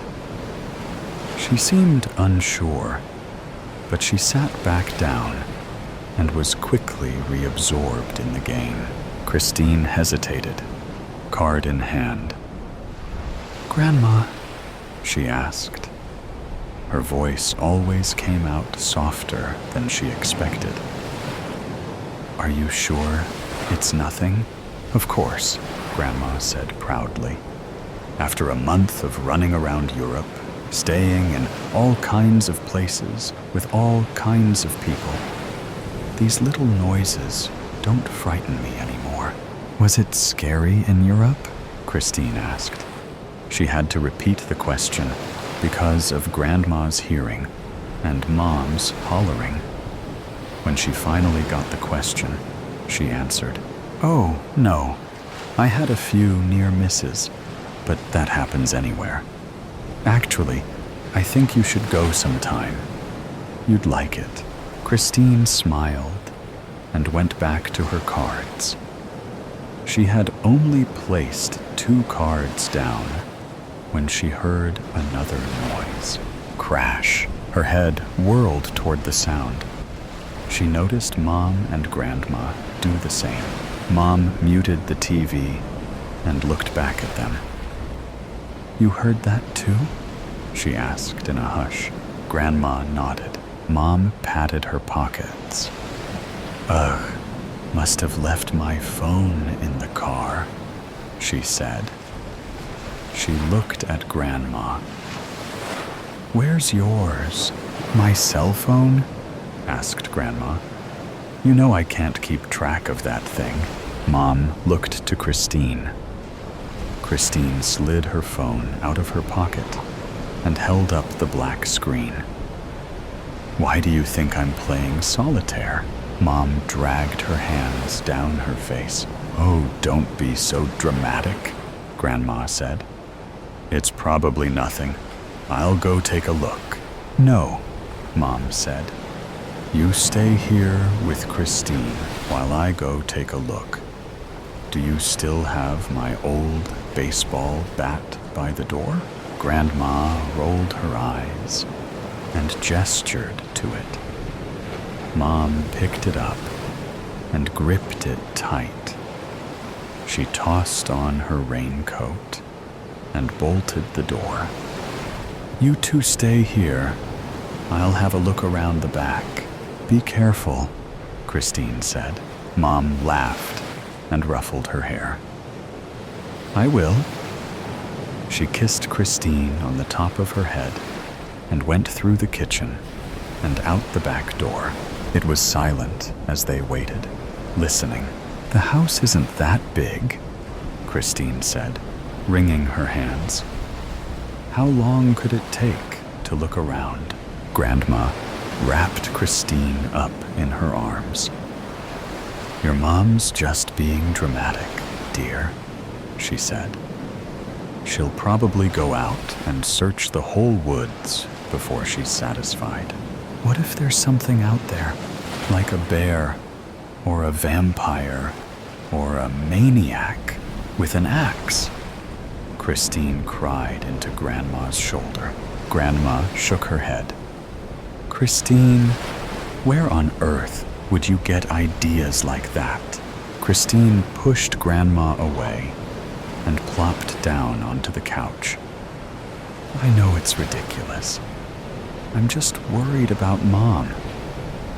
After a pause, she added, and you know the only thing she loves more than football is true crime. I was practically raised by Keith Morrison. Grrr. Christine and Grandma looked at each other, confirming to each other that they had both heard it. An unearthly groaning. It sounded close. Christine shot up from the couch. Something's happened to Mom. I just know it. Grandma grabbed her arm. Don't be rash, dear. Christine suddenly wished the rest of her family were here. No wild animal or axe murderer would attack such a large party. She wasn't sure if the same could be said for supernatural creatures, but maybe her sisters or brothers or father would know what to do about them. Christine tugged her arm free from Grandma's grip. I'm going after her. You can come with me if you want. What were we thinking?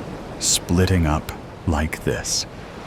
That's how they always get you in horror movies. Christine pulled on her raincoat, flipped up the hood, and flung open the door. Lightning cracked. On the porch, a figure was silhouetted against the storm, carrying Mom, unconscious in its arms. Grandma cried out and rushed forward. Rain instantly soaked her to the bone. Christine ran out after her to help. Wait, the stranger said. It was a man. Stop! Give me back my daughter! Grandma shouted. She and Christine kept pulling on his arms, trying to free Mom from his clutches. Dorothy! The man cried out. They all paused at the mention of Grandma's name. Finally, the man huffed. Can we go inside so I can explain? Oh, Sean, I'm so embarrassed, Grandma said. They were all back in the living room. Mom was laid out on the couch with a compress on her head.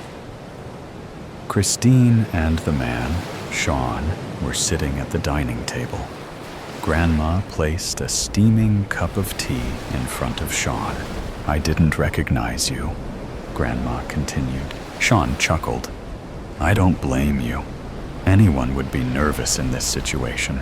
Excuse me, Christine cut in. But, who are you? And what happened to Mom? Oh, Grandma said. This is Sean, dear. I met him while I was in England. He saved my life. She's exaggerating, Sean said. Not so, said Grandma. He pulled me out of the way, just as I was about to be hit by a bus. Sean sipped his tea demurely. I told him he could come by for a visit any time, Grandma said. I tried to call, but I never got any answer. I remembered she doesn't use her cell phone, so I decided to surprise her, Sean explained with another little chuckle. Oh, well, thank you for saving her, Christine said. And Mom? I found her just in front of the porch. She must have slipped off the step and hit her head. Christine sipped at her own tea, feeling silly. She was glad the whole thing was over. Thud. Christine, Grandma, and Sean all looked at each other. They had all heard the noise, Christine looked at Mom. She had rolled off the couch and was groaning as she climbed back up onto it. "Anyone know who won the game?" she asked. "Clock is a tickin'." "Freeze, jabroni. Don't make a move." Carl almost burst out laughing until he turned around and saw the camouflage gear-festooned, rodent-faced man pointing what could only be a large-caliber handgun directly at him. "I told you don't make a move. Now turn around and put your hands behind your back," shrilled the man with the gun. Carl, a tall, thin, balding man with blue eyes, was no longer in a laughing mood. In fact, a sense of ice-cold terror was trickling down his spine. He'd never had a gun pointed at him before.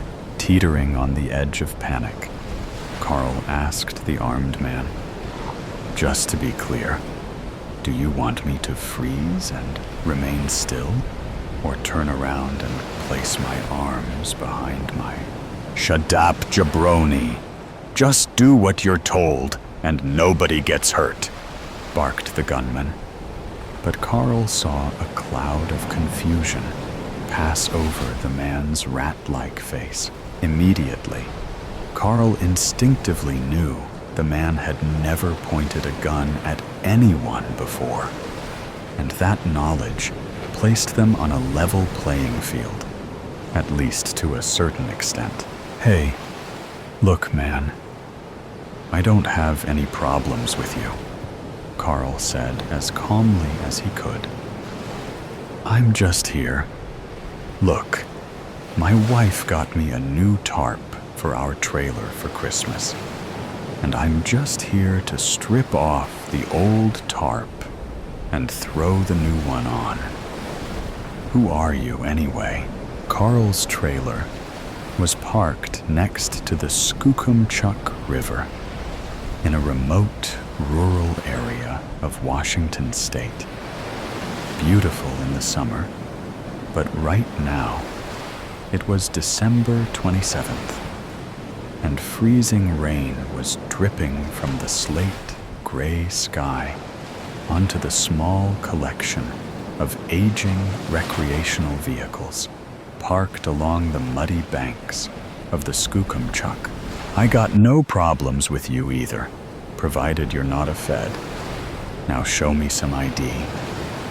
The armed man was still barking orders, but it was clear that the burst of adrenaline was waning, and his voice had lost its threatening edge. "Quit pointing that gun at me, and let me get my driver's license, okay? What's your name, anyway?" "And what are you doing here?" Carl said, as he showed the man his Oregon driver's license. "You went across state lines, huh? Not a bad idea. Well, shit. I guess we gotta stick together in desperate times anyways, don't we? The name's Victor, but you can call me Vic." "Damn nice to meet you, Carl. Sorry I was less than welcoming, but you know how it is," Vic said, tucking his pistol into his pants and drawing the back of his hand across his nose before offering Carl a manly handshake. "This here's my trailer," Vic said, casting his head toward an RV about 20 feet from Carl's. "Well, technically, it belongs to my Uncle Kevin, but he's too damn old and doesn't truly appreciate the magnitude of the threat." Carl took a deep breath. Suddenly, he felt somewhat restored to his equilibrium. He knew Kevin. Shit. Carl had been parking his trailer in these woods for about 16 years. He was at least casually acquainted with the other campers and fishermen who frequented the site. As Carl internalized the vital information that Vic wasn't just some random lunatic or escaped convict, he said, "Holy hell, Vic. I know old Kev. Known him for years. Wait, the magnitude of what is this threat you're referring to?" Vic went still, and his hand wandered to his waistband, where the gun was tucked away. He gave Carl a skeptical stare, and then silently assessed their surroundings. The gentle roar of the river was a backdrop for the occasional chirp of a bird. But otherwise, all was silent. Vic's eyes flickered up into the evergreens and peered into the underbrush, but nothing moved. There was no breeze, and the rain was just a mist that hung in the air, along with the scent of moss. Carl belatedly realized that Vic had been out in the woods for a while. His jawline was scruffy, and the pores on his nose were black and visible. Dirt was caked under his fingernails, and his hair was stingy and greasy. "What threat?" Vic hissed. "You playing games with me, Carl? Because you wouldn't be out here if you weren't keyed in, and I don't appreciate being toyed with."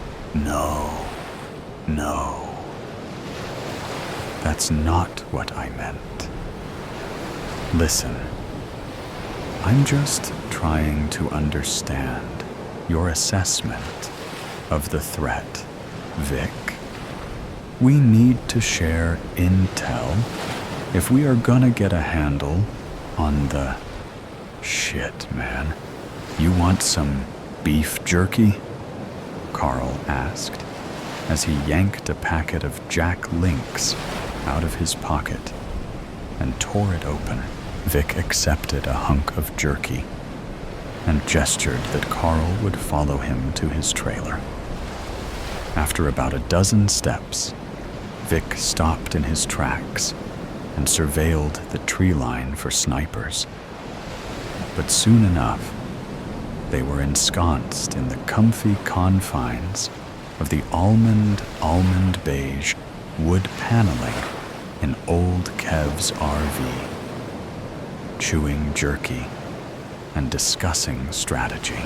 Soundgarden issued softly from the tape deck as Vic chuckled and said, "Leave it to the computer nerds to completely disregard the obvious fact that we are gonna run out of digits. Goddamn educated idiots is what I call hello?" Vic could do a pretty accurate Jerry Seinfeld impression. "Sweet fancy Moses. Yeah, but what'll happen? What's gonna happen when the clock strikes midnight on New Year's Eve?" Carl asked, and Vic just shook his head and said, "Boom. Digital apocalypse. We run out of digits. Think about it. Our entire lives, ever since the invention of computers, we've been running on 2 digits. Wait, what?" Carl said.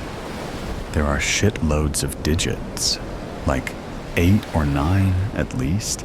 Let me ask you this," Vic said, leaning forward. "What year did you graduate high school?"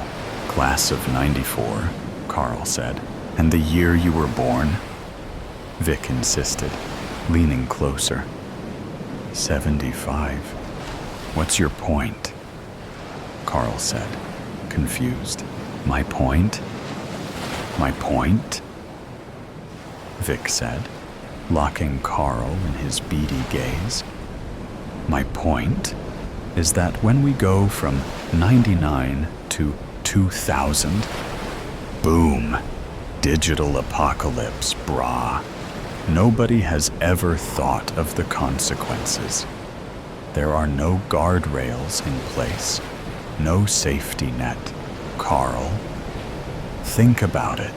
Realization dawned on Carl as he said, Vic, how the fuck did you figure all this out? Do you work for the CIA or something? Vic just chuckled and slowly shook his head. Ever heard of dial-up internet jabroni? My parents have it in my dad's office in the basement. Let's just say it's not just for email and porn anymore. I've done my own research. Fuck, Carl muttered, collapsing back into his chair. Do you think my ATM card will stop working? I'm afraid it's much worse than that, amigo, Vic whispered. It's effectively a Mayan calendar scenario.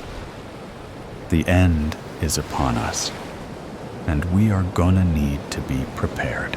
The fucking Mayan calendar? Carl, suddenly animated, exclaimed as he threw his truck keys to Vic. All hands on deck, Vic. You are the wheelman. I'll watch your six. We need to get down to the 7-Eleven before dark, fuel up the rig, and load up on ammunition. 10-4. Carl, Vic said over his shoulder, but he skittered to a stop just before they reached the truck, grabbed Carl by the front of his jacket, and said, We are gonna need a lot more of this jerky, Carl. We need to sequester as many more packs of Jack Links as we can.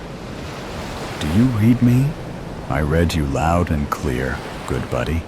Now let's get to gettin'. Clock is tickin', jabroni. Clock is a tickin'. Collection day.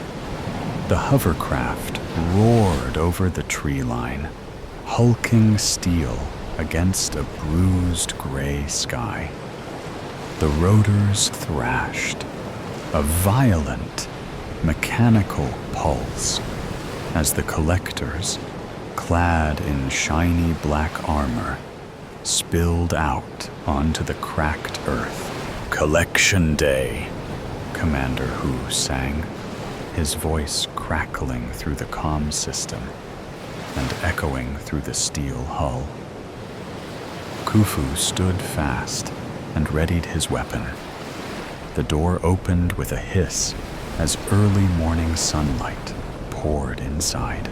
Unload, Commander Hu called. Their boots thudded and pounded the floor, first steel and then earth, as the villagers beyond cowered behind huts and crates. The collectors burst forth from the hovercraft like terrible ants, busy and bustling. They moved with ruthless efficiency. One yanked a sack of withered potatoes from a woman's trembling hands. Another snatched a clay pot, its contents spilling onto the dust, staining it a muddy brown. Khufu watched, his stomach clenching. This was once his home. None of them knew that, of course. When you joined the collectors, any life you once had was washed away like soot in the rain. He'd been on more than a dozen of these runs, more than a dozen collection days, each of them vicious, but none like this. Then he saw her, Willow. She stood apart, her chin lifted in a gesture of defiance he remembered so well. Even after all this time, the fire in her eyes was unmistakable. It was Willow, unbent, unbeaten, untamed. Thunder crashed in the distance as a wave of memories crashed over him. It was a collection day, like this one, many years ago. The sun beat down on their bare backs as the two of them, scrawny saplings in a field of oaks, snuck through the tall grass. Mrs. Rosen had fallen ill, so they had hidden away a few armfuls of food and medicine, and were determined to find a place to hide before the hovercraft left. Willow had a knack for hiding. She was always the last caught in hide and seek. But on this day, something gave them away. Perhaps the swaying of the grass as they crawled through it. "Who's there?" A collector's shout, sharp as a blade, shattered the quiet. Fear, cold and slick, slid down Khufu's spine. He glanced at Willow, her eyes wide and dark. He pressed a finger to his lips. "Shh," he breathed silently. Then he stood up, his arms raised. "I'm sorry, sir. It's my aunt. She's sick." "Come here," the collector barked. Khufu stepped forward carefully as Willow crouched frozen. There were some words exchanged, but Khufu could never recall them. Collectors did not permit explanations or negotiations. They dealt only in force. They pummeled him, each blow a dull thud against his ribs, his back, his skull. Then, as he blood mixed with the dirt beneath him, they gathered the food and medicine and marched away. But Willow, hidden amongst the stalks, was safe. "She's a feisty one," a collector crackled. Khufu stared back at him as a light rain began tapping on their helmets. Willow, cornered, lashed out. Her small fist connected with a collector's arm, a surprising show of strength. The other collectors swarmed her. One grabbed her arms from behind as another lifted his weapon, ready to strike her. But Willow reared back like a bucking horse and kicked hard, her foot cracking his visor. He dropped his rifle and staggered back. "Enough," a deep voice sounded. Commander Hu approached, the red cape of his rank swimming behind him. "What's going on here?" "The girl is resistant," a collector reported. Hu studied her for a moment. Another cry of thunder roared out as the rain fell harder. Hu's cape billowed as he turned on his heel. "Execute her," Hu said, his voice flat. He looked at Khufu. "You do it." Khufu's heart hammered against his ribs. Feeling his hands tremble, he quickly stood straight and nodded. He walked toward Willow, each step heavy. He saw the fear in her eyes, the desperate plea, felt the mud squelch beneath his boots. "It's you," she whimpered, her voice soft and raspy. Khufu squared himself toward her and watched her eyes fill with tears. "Khufu," she said. Without moving his head, he glanced left and right. She had used his name, a name unknown to any of the others. "Do it quickly," Commander Hu said. He took a deep breath, then another.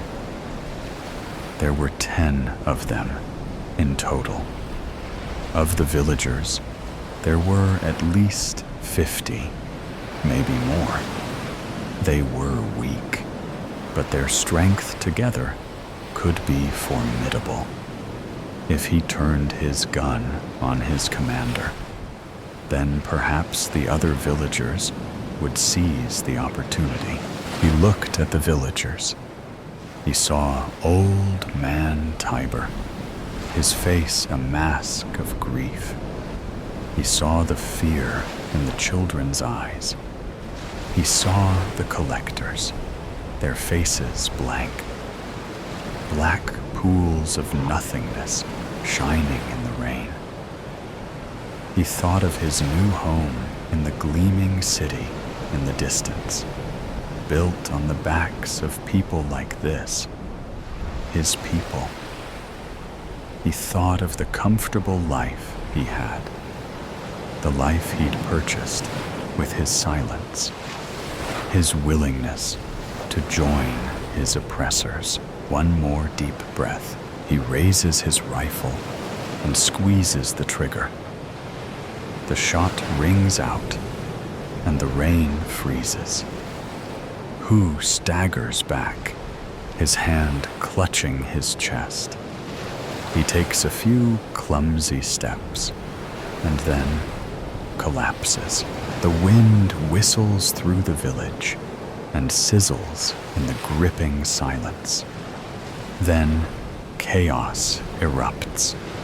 Collectors turn, weapons raised. Khufu looks to Willow. "Run," he says.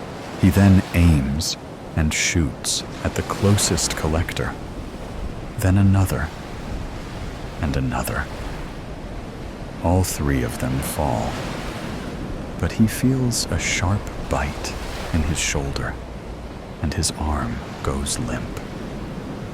He dives toward a vegetable stand and takes cover. Cabbages explode around him, and voices shout, mixing together like dense fog. Khufu lifts his rifle atop a nearby barrel and aims, his other arm still hanging lifelessly at his side. To his delight, at least 20 villagers, including Willow, have overtaken the remaining collectors. He stands and looks around. 4 are dead, the rest disarmed. They have done it. Willow turns, and their eyes lock. The sun finally crawls out and reaches down as if to embrace them. "Khufu," she calls, a light of hope in her eyes. She begins to run toward him, her arms outstretched. He reaches for her. "Do it quickly," I said. It was Commander Hu. Khufu's eyes went wide. He shook the driving rain from his visor. "Yes, sir." "Khufu, please," Willow screamed, her face flooded with tears. He raised a hand to his lips. "Shh," he said, trying to calm her. But the promise felt like ash in his mouth. He opened his eyes and squeezed the trigger. The awful sound rings out and echoes like laughter amidst the booming thunder. Willow's body slumped to the ground. A hand clasped Khufu's shoulders. "Well done," Commander Hu said. "Now load up." The flash, "You're lucky to be alive, Mr. Henderson." They all told me that. Every doctor, nurse, and specialist that came into my hospital room. God, I remember that much. And they weren't wrong. I had flew right out of the windshield of my buddy Dave's car. I hardly remember the night or the accident, but I know we had been drinking, and he was driving. We crashed into another driver at an intersection. No one else survived. I remember waking up the next morning to the beeping of a heart monitor. I remember the look on my wife Rachel's face, her eyes swollen and red from crying, and her telling me over and over again how she thought she was going to lose me. She wasn't in the car with us, and I was thankful for that, because that's the day she told me she was pregnant with our first. I truly was lucky to be alive, and I swore up and down to her that day that I was going to be the husband she deserved. We had hardly been married a year at that point, and I had already messed up so much. But that day, I changed. I made it my life goal for Rachel to always know how much I loved and appreciated her. I went out on less guys' nights and let her go out for more girls' nights. I helped clean the house and cooked dinner on days she worked late. When our second child was born, I took time off work to be with her and help her. When a promotion for her meant more hours, I quit my job to stay home with the kids while she built her career. And I loved every minute of it. Watching the kids grow up into people gave me so much joy. I knew how lucky I was. But when Rachel would come home after a long day to a hot meal waiting on the table for her, and hearing her say, "How did I get so lucky, Sean?" Nothing beats that. My family meant the world to me, and anything I could do to make their lives better made me happy. When the kids, Leah and Robbie, got a bit older, and both were in elementary school, I decided it was time for me to go back to work. I took a job in construction, building things with my hands. Work I could be proud of. It paid off, too, because over the years, I was able to renovate our own home. It was a slow process, doing it myself, one room at a time. At one point, I was sure Rachel was going to divorce me. When the back patio project took a bit longer than I had anticipated and left us without a back door for a couple weeks. But she sure has enjoyed the backyard since then. Their smiles were all I needed to keep going with these projects. Leah got her own ensuite bathroom for Robbie, a gaming den in the basement, and Rachel had her dream kitchen. 10 years after we bought the house, it looked completely different. I was proud of the life, the family, and the home I had built. I truly was the luckiest man alive, or so I thought, until the headaches started. The first one happened one evening when I was making dinner. It was just Robbie and I home. Rachel was working late, and Leah was at rehearsals for her high school's play. I was making my famous coq au vin, a dish that took a while to prepare, since I had the extra time. Robbie was sitting at the island doing his homework, so he had to witness the whole thing. I had turned on the oven light so I could take a peek inside, which I guess triggered it. I remember thinking the light was so bright, brighter than usual. And then, nothing. I blacked out. It was only for a couple minutes, but it was enough to spook poor Robbie. I could hear him shouting, "Dad! Dad!" I got up off the floor and reassured him that I was okay. Later, during dinner, when we were discussing what had happened, I could see that Rachel was concerned. She wanted me to go see the doctor, but I insisted I was fine. She made the kids, and I promised that if this ever happened again, we'd call an ambulance, or at least make a doctor's appointment. The second time it happened, it was maybe about 6 weeks later. I was at a job site, and a coworker turned on a floodlight. I could see it getting brighter, and this time I heard a blaring noise, but couldn't make out where it was coming from.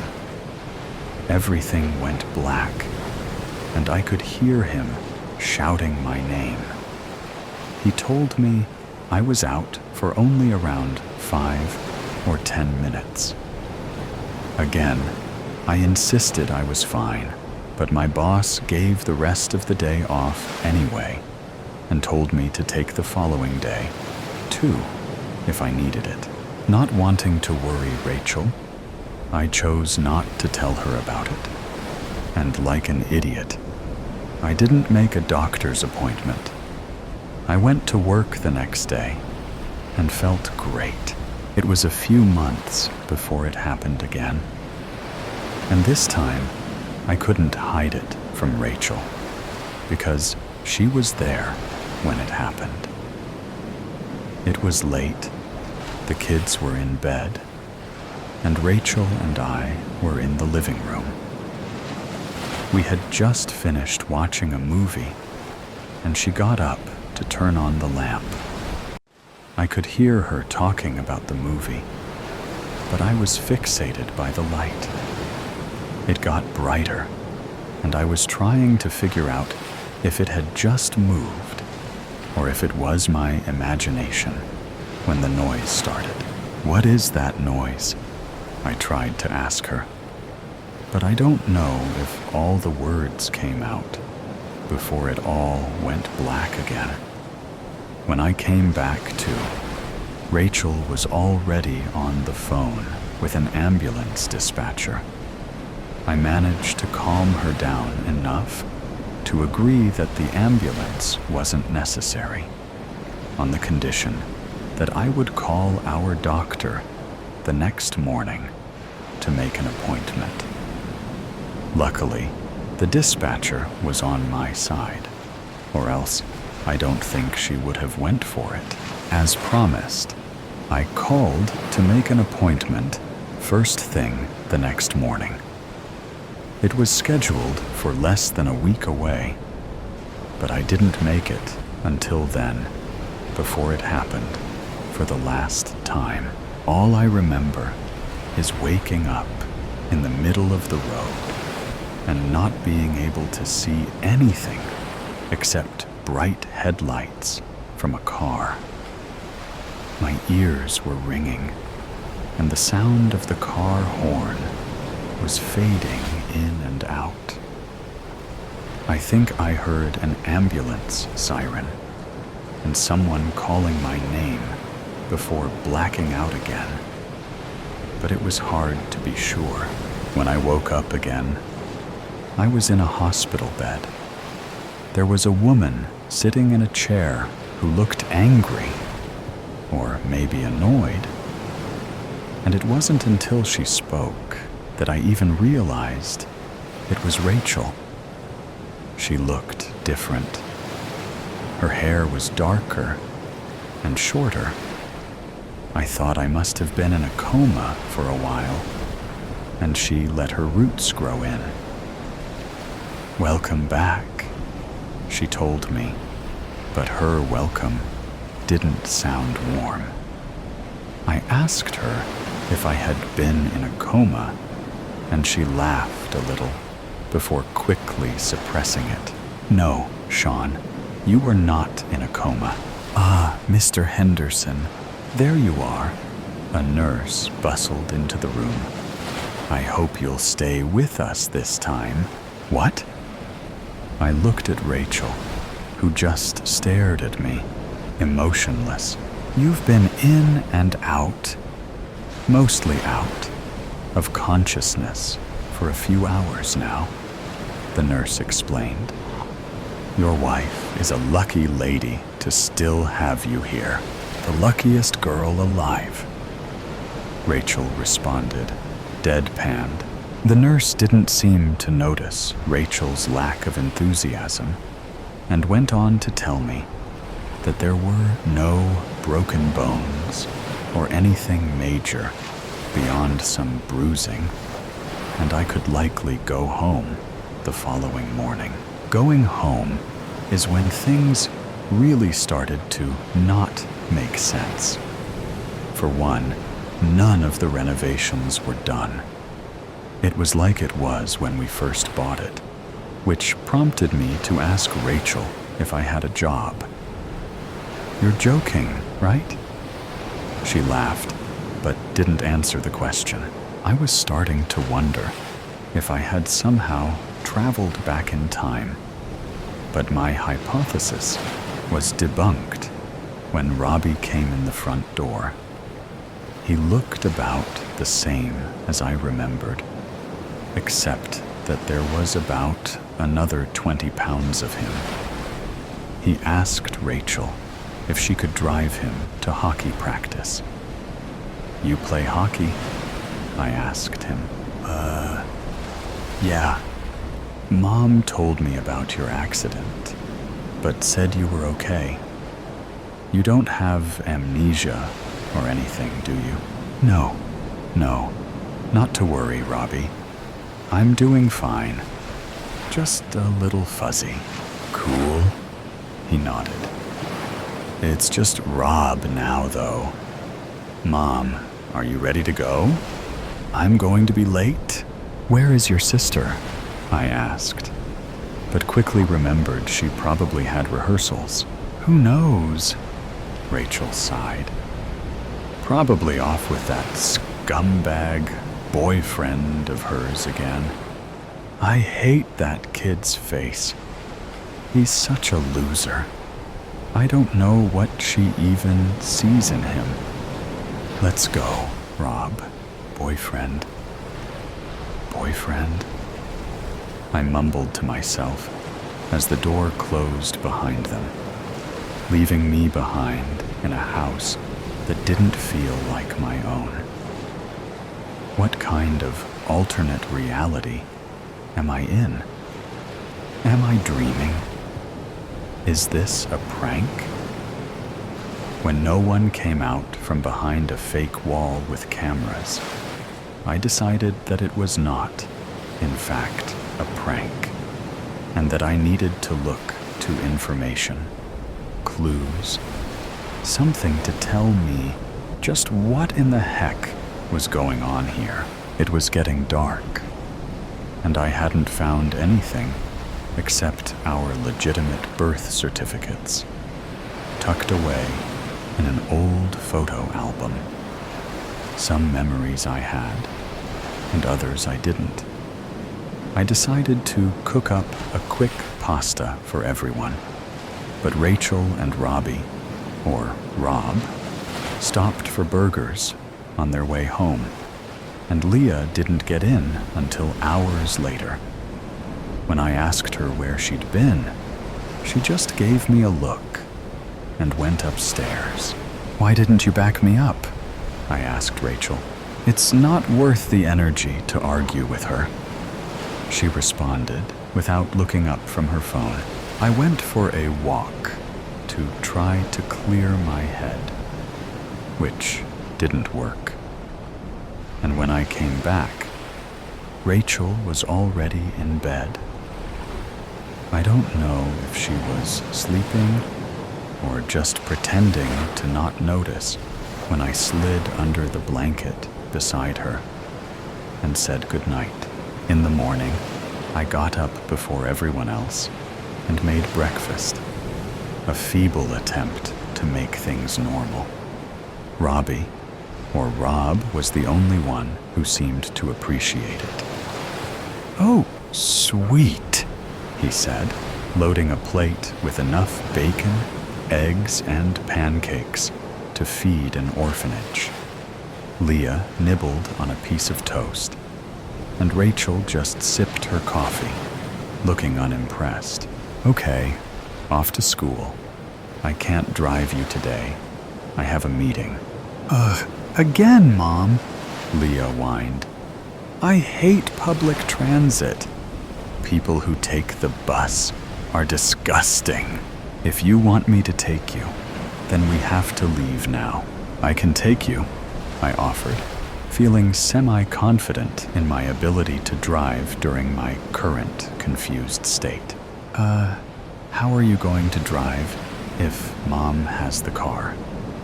She narrowed her eyes at me. I hadn't given any thought about whether I still had my truck. Trying to ignore her attitude, I changed the subject. "So, when is your play?" I didn't miss it, did I? "What play?" "The one you're in at school." "What is it again? Annie? Or was that last year?" "It's Matilda this year, right?" "Oh, you mean the school's stupid play?" "I know you, like, hit your head or whatever. But you seriously thought I'm one of those theater nerd kids?" She tossed her half-eaten toast on the table and walked away. "I'll be in the car." "Good one, Dad," Robbie said, shoveling the rest of what was on his plate into his mouth with a fork. "You get in the car, too," Rachel told him, pouring her coffee into a travel mug. Robbie grabbed his backpack and headed out. "Wait," I called after Rachel before she left the room. "What is happening here? Everything is different, but no one else seems to think so, and you don't even seem upset that I was just in an accident." She rolled her eyes. "Upset? I was upset the first time, Sean. But I'm on to you now. If you want to leave this family, then do it. But don't tell me that I'm the one who's different. And for God's sake, don't be such a coward." "What are you talking about?" Now I was really confused. "What do you mean the first time? When I was in the accident with Dave, before the kids. You weren't in an accident before the kids were born. Oh my God, I can't do this again. Right now, I'm going to be late." She turned to leave, but I grabbed her arm. "Tell me," I demanded. "You really don't remember?" She scoffed. I loosened my grip, and she jerked away from me. "A couple months ago, you started talking about going back and drove our car into a tree. Seemed like an accident at the time, but now I can see you were really trying to off yourself. Pretty sure that's what this is all about now, too." I just blinked at her. I didn't know what to say or think. She straightened her jacket and lifted her purse over her shoulder. "Look, Sean, I don't know what's going on with you, and frankly, I just don't have the energy anymore. You need to get help. You think you aren't where you're supposed to be, and I get that. I do. But you have to accept that this is your life, and it's what you make it." She sighed heavily, and I could feel her exasperation. I don't want you here anymore, she continued. Please pack your things up. I have a really long day today, and I don't want to see you here when I get home. I don't care where you go.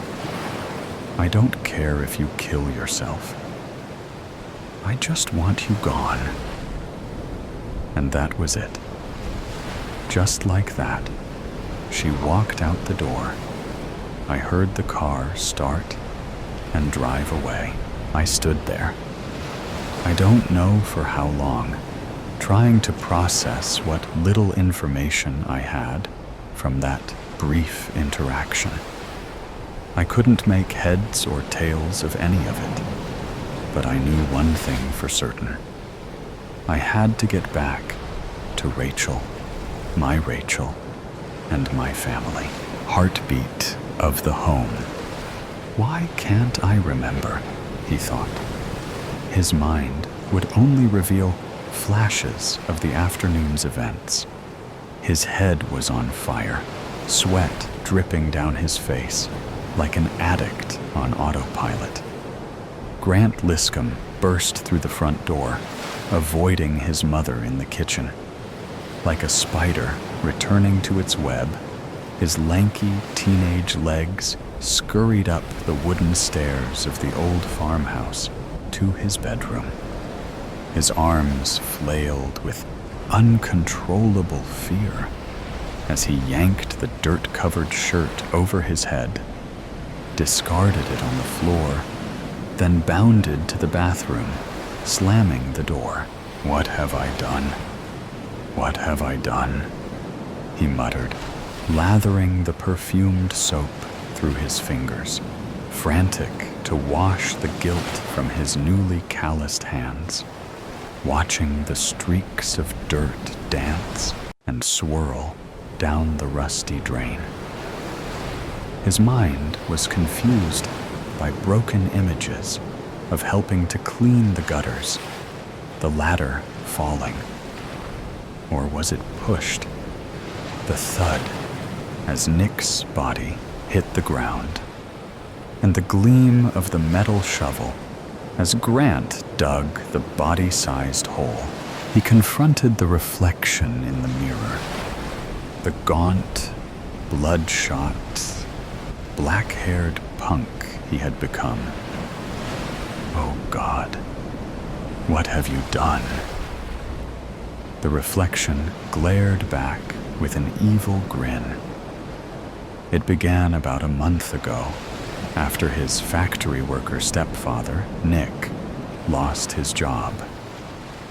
Grant's middle-aged mother, Jane, with little work experience, was initially grateful for the offer to stay at her aunt's derelict house, remotely located in the Haliburton Highlands of Ontario.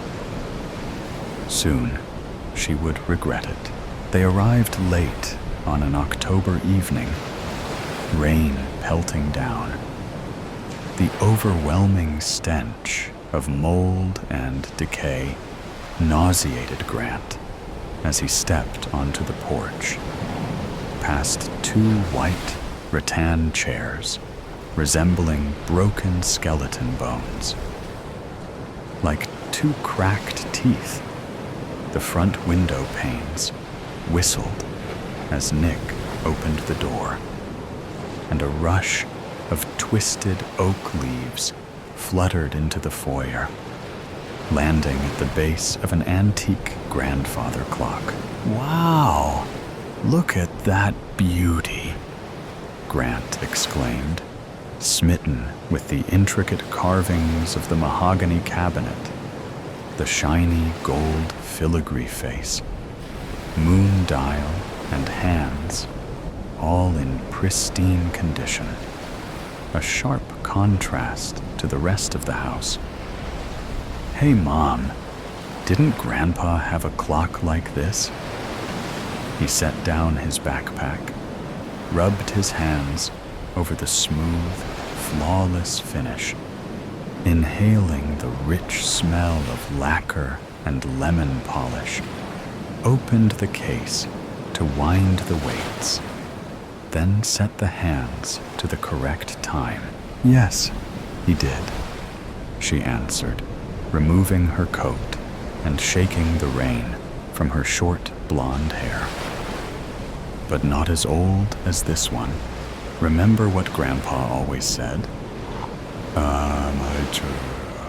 The tick of a clock is the heartbeat of the home," they repeated in unison, their heartfelt laughter filling the room with his memory. "But seriously, Grant," she said, pointing at the clock. "That thing gives me the creeps," Grant shrugged. Then, as he tapped the pendulum to start the clock, he felt a sudden chill in the air, a quiver in the continuum of space and time. The walls around him seemed to expand and contract, like the lungs of the house had taken a deep breath. "Are you all right, Grant?" His mother's face concerned. "You look pale." "He's fine," said Nick. "Quit coddling him, Jane. He isn't a child anymore." He chuckled and gently kissed her forehead. "I'll finish bringing in the rest of the stuff." Grant sensed something was terribly wrong. Something had taken control of his body. His mind shouted with fear as his consciousness slipped deeper into an abyss, and a different, cunning voice answered. "I'm okay, Mom." After the family had settled in for the night, the clock softly chimed the midnight hour, and its demon contemplated setting its evil plans in motion. Returning to his room, Grant changed into clean clothes and put on some loud, heavy metal music. He suspected his mother was having issues with his new identity. He began rifling through his closet, not sure what he was looking for. Then, at last, he found it: the metal slugger baseball bat. As he held the handle, he confirmed that Mother was next. "Grant," his mother called from the kitchen, aroma of roast beef wafting up the stairs. "Are you guys done outside? Dinner's almost ready." The stairs creaked with warning as he descended each step. Slow and deliberate, bat at the ready. A satanic song blared out of his room, the heavy bass pounding the walls. Thump, thump, thump. "Turn it down," she shouted, stirring the gravy pot, steam filling the room from the whistling kettle. But his music grew louder. He continued his mission, unhindered. From deep inside, Grant could feel the raw hatred of the demon inhabiting his body, its cruel intention, but was powerless to intervene. Suddenly, like a beacon of light through the darkness, he heard a familiar voice. "Remember the heartbeat of the home." It was Grandpa. "Grant," the voice said, "kill the heartbeat." Jane Liscombe turned off the stove and stormed out of the kitchen, down the hall, stopping at the grandfather clock at the base of the stairwell. "I said, turn it!" Stopping mid-sentence, she screamed and jumped back, just as the bat came crashing down, barely missing its target. Grant gripped tighter, then swung again, this time hitting a home run as the bat smashed the glass of the grandfather clock, dislodging the pendulum and sending it flying across the room. The chimes clanged noisily in pain as he swung again and again until the battered clock showed no signs of life. Grant's grandfather's undying love had helped him overcome the demon within him and return to H.'s former self. "Mom, are you okay?" he asked, reaching out to hold her, just as Nick came limping through the front door, rubbing his head. "Nick, you're alive!" Grant shouted in surprise and relief, running to hug him. "Nick, are you all right?" "What happened?" Jane asked, still badly shaken. "I thought he was holding the ladder," he said angrily. "Must have fallen and knocked myself out." He looked around in disbelief at the shards of glass and pieces of wood scattered on the floor. "What the hell happened here? I'll explain in the car. We've got to leave. Now," Grant exclaimed as he helped Nick and his mother out of the house. They drove to the nearest motel, never to return. 2 years later, a young couple turned the key in the tarnished brass lock of their newly rented farmhouse in the Halliburton Hills, and as the warm sunlight shone into the foyer, a spectacular sight was revealed. A beautiful mahogany grandfather clock. Toxic confections. Beep, beep. Catherine put on her oven mitts and pulled out the hot tray of chocolate chip cookies from the oven. She turned the oven off before the timer could beep again. Working quickly, she lifted the cookies off the sheet and onto a cooling rack. She cleaned as she went, making sure not to leave any crumbs on the counter or any dirty dishes out. Brendan would be coming home shortly, and she wanted everything to be perfect. She had gone out earlier to buy a large brown rug for the living room and situated it underneath the coffee table. She had seen rugs used in the movies. She was careful to use cash, as she didn't want the purchase on her credit card. Catherine hoped he wouldn't notice the new rug right away, but if he did, she'd just tell him she wanted to spruce the place up a bit, which she rarely ever got to do. Their home was always so clean and welcoming, though. Nothing was ever out of place. Brendan's friends loved coming over here for football Sundays. She would shower them with snacks, beer, and witty commentary as she portrayed herself as the perfect housewife. She checked the clock. 3:44 p.m. He would be getting home in less than half an hour. Her breathing quickened, and her heart starting beating hard against her chest. She'd been meticulously planning this for weeks, and now it was only 20 mins away from happening. If this doesn't work, I'm dead. This needs to work.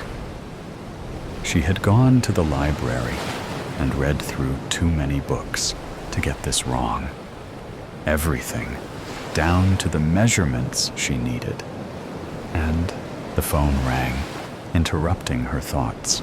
"Hello?" Catherine slowly picked up the phone on the edge of the counter.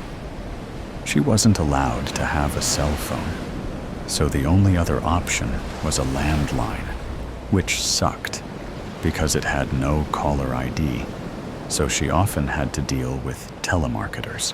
"Hey, Kat, how are you?" The familiar voice on the other end asked. Her sister was one of the only people in her life that still talked to her. Catherine had slowly pushed everyone else away over the last few years, becoming quite isolated. "Hi, Becca. I'm good. How are you? How's Brian? The kids?" she asked, trying to sound normal and hoping the answers would be quick so that she could get back to preparing for tonight. "We're all great. I hope we can get together soon. It feels like I haven't seen you in ages. We need to go for dinner or drinks soon," Becca exclaimed. She always sounds so bubbly and happy. I wish I could be like that, Catherine thought to herself. Maybe one day soon. Yes, I'd love to. Sorry, I've been so busy lately with work. I just haven't gotten around to seeing anyone. We will hang out soon, though. I promise. This was a lie. Catherine hadn't worked in 3 years, but she'd been lying for so long about it that changing her story now felt impossible. The truth was, she couldn't let her sister see the bruises and cuts that marked her body, the ones that showed up too often and were sometimes too hard to hide. A week ago, one of Catherine's old classmates from college had recognized her when she was at dinner with Brendan.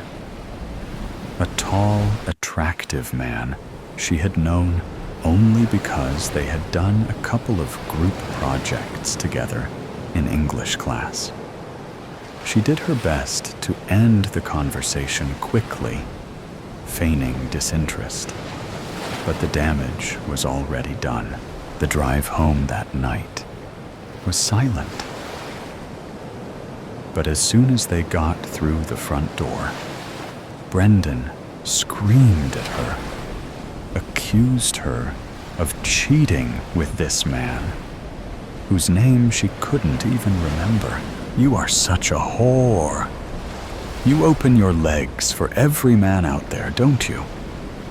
Am I not good enough for you? Is that it? You think you can do better than me? No, I barely even know him." In between sobs, Catherine had tried to reassure him that nothing was going on. "I haven't spoken to him since college, and nothing ever happened between us." Bullshit! His fist hit her in the stomach first. When she keeled over in pain, he pushed her backwards into the wall. She fell onto the floor, and he continued kicking her in the legs, ribs, arms, anywhere but her face. He knew that wasn't so easily covered up like the rest. She put her arms up to protect herself, begging him to stop, and he eventually backed off, only to grab a glass from the cupboard and throw it at the wall just above her head.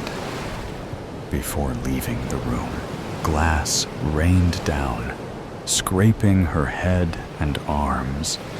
A trickle of blood rolled down from her forehead into the corner of her eye, blurring her vision.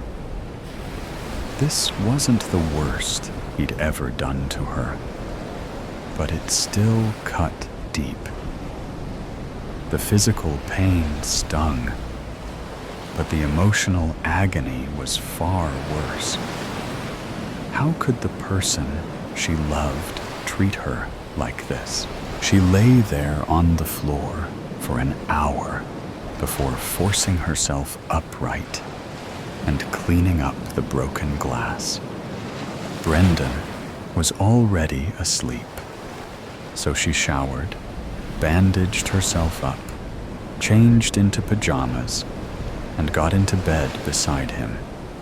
all the while planning her escape. Brendan was used to her forgiving him every time he had one of these episodes. He was very good at manipulating the situation to make her feel like it was all her fault. He would buy her flowers, tell her he didn't mean to hurt her, but that it wouldn't have happened if she hadn't entertained him, been so careless, left such a huge mess for him, etc. She was always the one who ended up apologizing. Little did he know, she had wanted to leave him for months, but was terrified that he may actually kill her if she tried. She was also always a little hopeful that he would change, because she did still love him, as much as she tried not to. After the last 3 times, though, she no longer cared if he changed or not. She needed to get herself out of this permanently. "Kat, you there?" Becca's voice startled her back to the present. "Sorry. Yes, I'm here. Just distracted. Still have so much to do before Brendan gets home. I don't want him to see this mess. Plus, I have to make dinner and do the laundry still. Can I call you tomorrow?" "Yeah, of course." Becca paused. "You know, he could be helping you with some of that too. You shouldn't put so much pressure on yourself." She had never liked Brendan, had tried to convince Catherine not to marry him because she got a bad vibe from him. Too bad Catherine hadn't listened. "I know. I'll talk to him. Love you. Bye. Love you too." Catherine hung up the phone and took a deep breath. Bending down, she reached under the sink, behind the garbage can, and pulled out the bottle of cyanide. Again, she poured a tablespoon of it into a teacup, then started boiling some water. She had decided on this method because she had read that it was clean, simple, and often used by housewives with horrible husbands.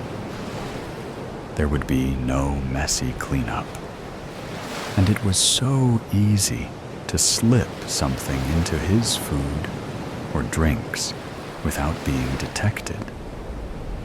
One thing he did appreciate about her was her cooking skills. She knew her way around a kitchen, and he always ate everything she made. She had mixed in a good amount of cyanide into the cookies, hoping he would eat a lot of them. But just in case, she would also be putting some in his tea, which would be waiting for him on the coffee table when he got home, next to a plate of cookies. If he offered her some, she had planned on her excuse being that she had already eaten one, and that was enough. Brendan liked her skinny, and often commented on how much she ate, so he would understand.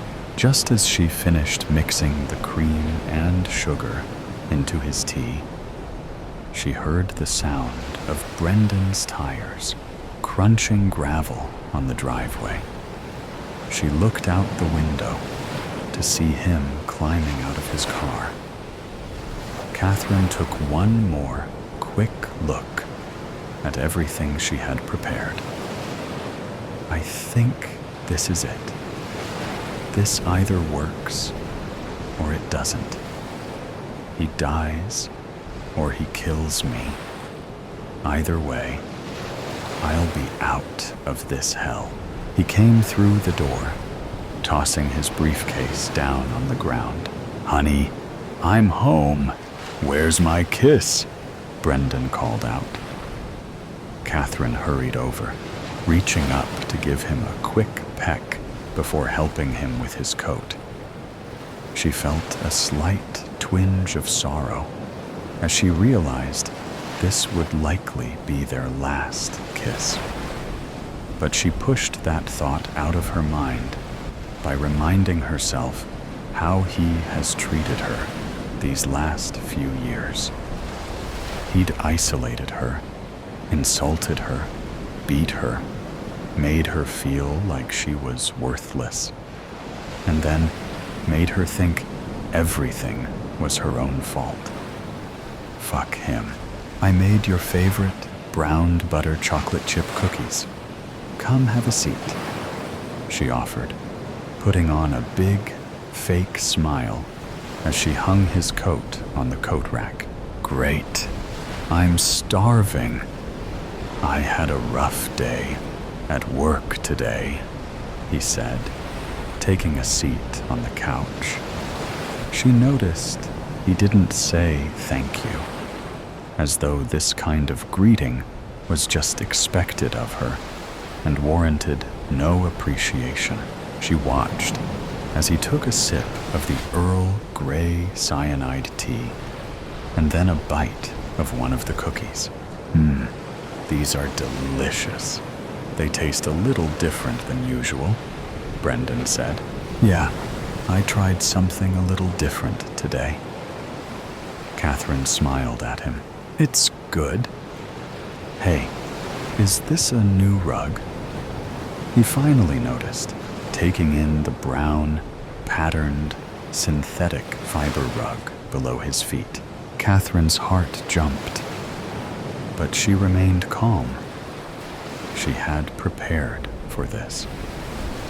Yeah, I saw it today and thought it would look perfect in our living room. And later, you'll look perfect, all rolled up in it, she thought to herself, holding back a smirk. Well, I think a gray rug would have been better. We will have to pick out a nicer one this weekend. Nice effort, though. He finished one cookie and started on another, taking a sip of tea in between. So condescending. I can't wait till he shuts up for good. Okay, baby, she said, turning around and heading into the kitchen so he couldn't see her expression change to annoyance. Catherine pulled the water jug out of the fridge and poured herself a glass. Behind her, she heard Brendan cough and say, I'm not feeling too well. Did you do something to these? She turned around in time to watch him vomit on the new carpet and clutch his head. His head must be killing him by now. Headaches and vomiting are some of the first symptoms of cyanide poisoning. He laid his head back on the couch, dazed. I'll have to make sure he doesn't leave any vomit on the couch, too. I really don't feel good.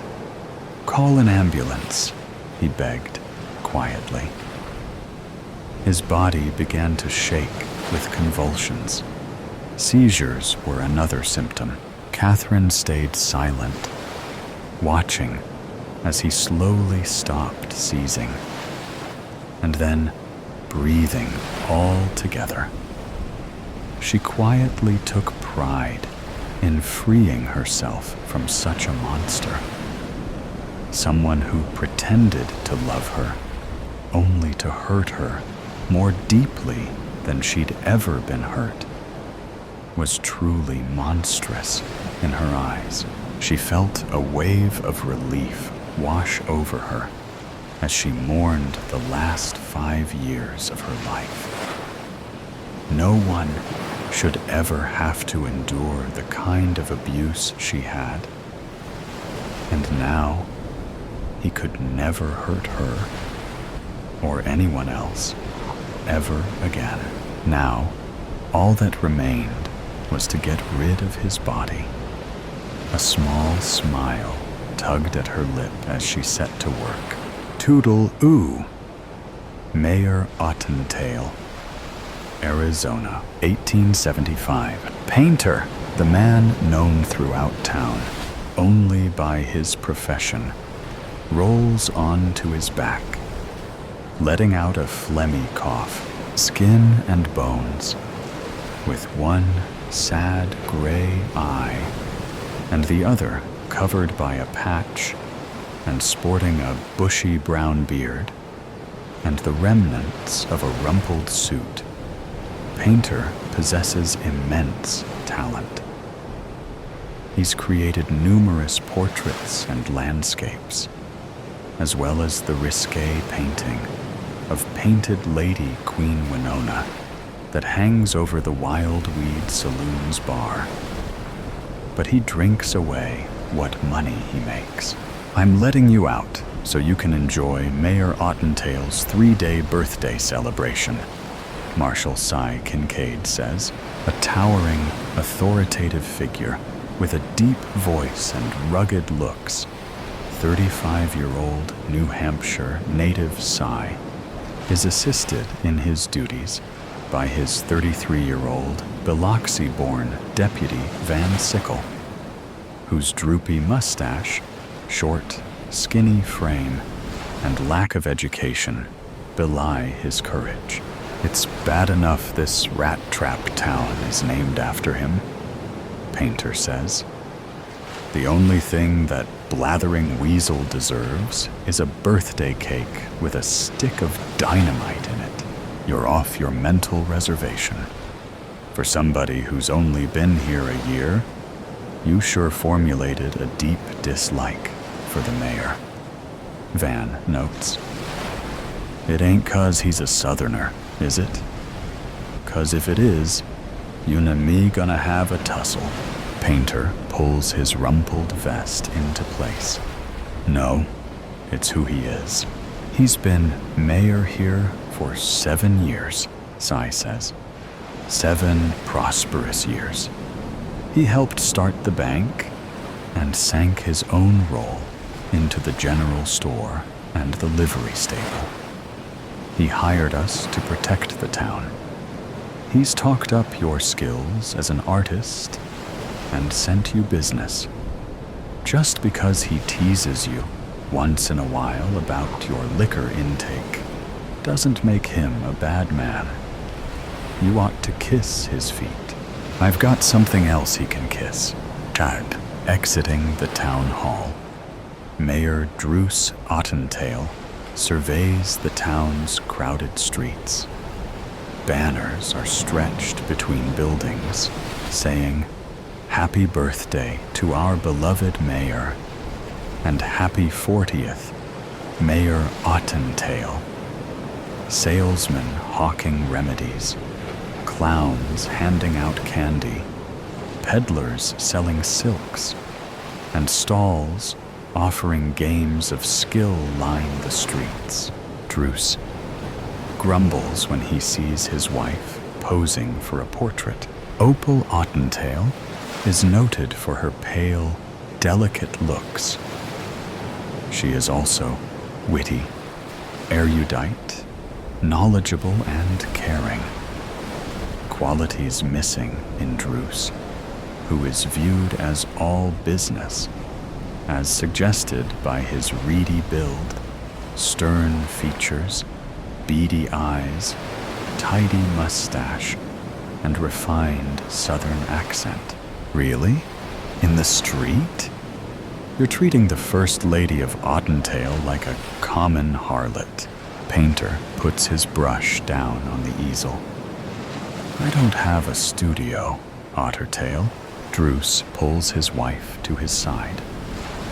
Well, you need to get one, you disgusting Yankee vagabond. Until you do, stay away from Opal. Who ever heard of a one-eyed painter? And in the future, the name's Ottentail, and you'll address me by my title, Yes, Mayor. Druce's pallid features burn crimson. He takes a threatening step toward Painter, but is pulled back by Sigh. Van positions himself between them. I never seen two men who can get each other's goat more than you two. Look around you, Mayor. Look at the banners, the balloons, and the stalls selling cards and buttons with your name and face on them, celebrating your birthday. You don't want to spoil all this by picking a fight with Painter. It's about time my husband was feted, don't you think? Opal beams as Druce pulls her away. Yes, ma'am. Van replies, giving Sigh a queer side glance. She just say something about the mayor smellin' bad? Van asks. 6 men on horseback trot past. The burly lead rider locks eyes with Sigh. That's Jack Aker. I'd say our peaceful celebration just went to seed, Van comments. Cha. Aker and his gang tie their horses up at the Wildweed Saloon. Jack Aker takes a long, scornful look at Sigh and Van before joining the rest of the gang inside. Born in Massachusetts, the Aker brothers served in the Union Army during the war. Afterward, they were guards for the Northeastern Railway until they realized that robbing trains was easier and more profitable than guarding them. Wearing a perpetual frown across his sunburnt features, 44-year-old Jack Aker is crafty and murderous. Unlike his brothers, Jack is educated and prefers swindling to shooting. A ladies' man before the war, 37-year-old Lon Aker is sensitive about the angry red scar that runs from his forehead to his chin. 30-year-old Boston Belly Aker is an imposing 6'6" and unafraid to use his size to get what he wants. Riding with the Akers are their scruffy 17-year-old cousins, Les and Stanley Tremaine, who have fallen in love with the outlaw life. Them hard cases is here for one thing. Skullduggery, Van says. 6 again 2. The odds ain't stacked in our favor.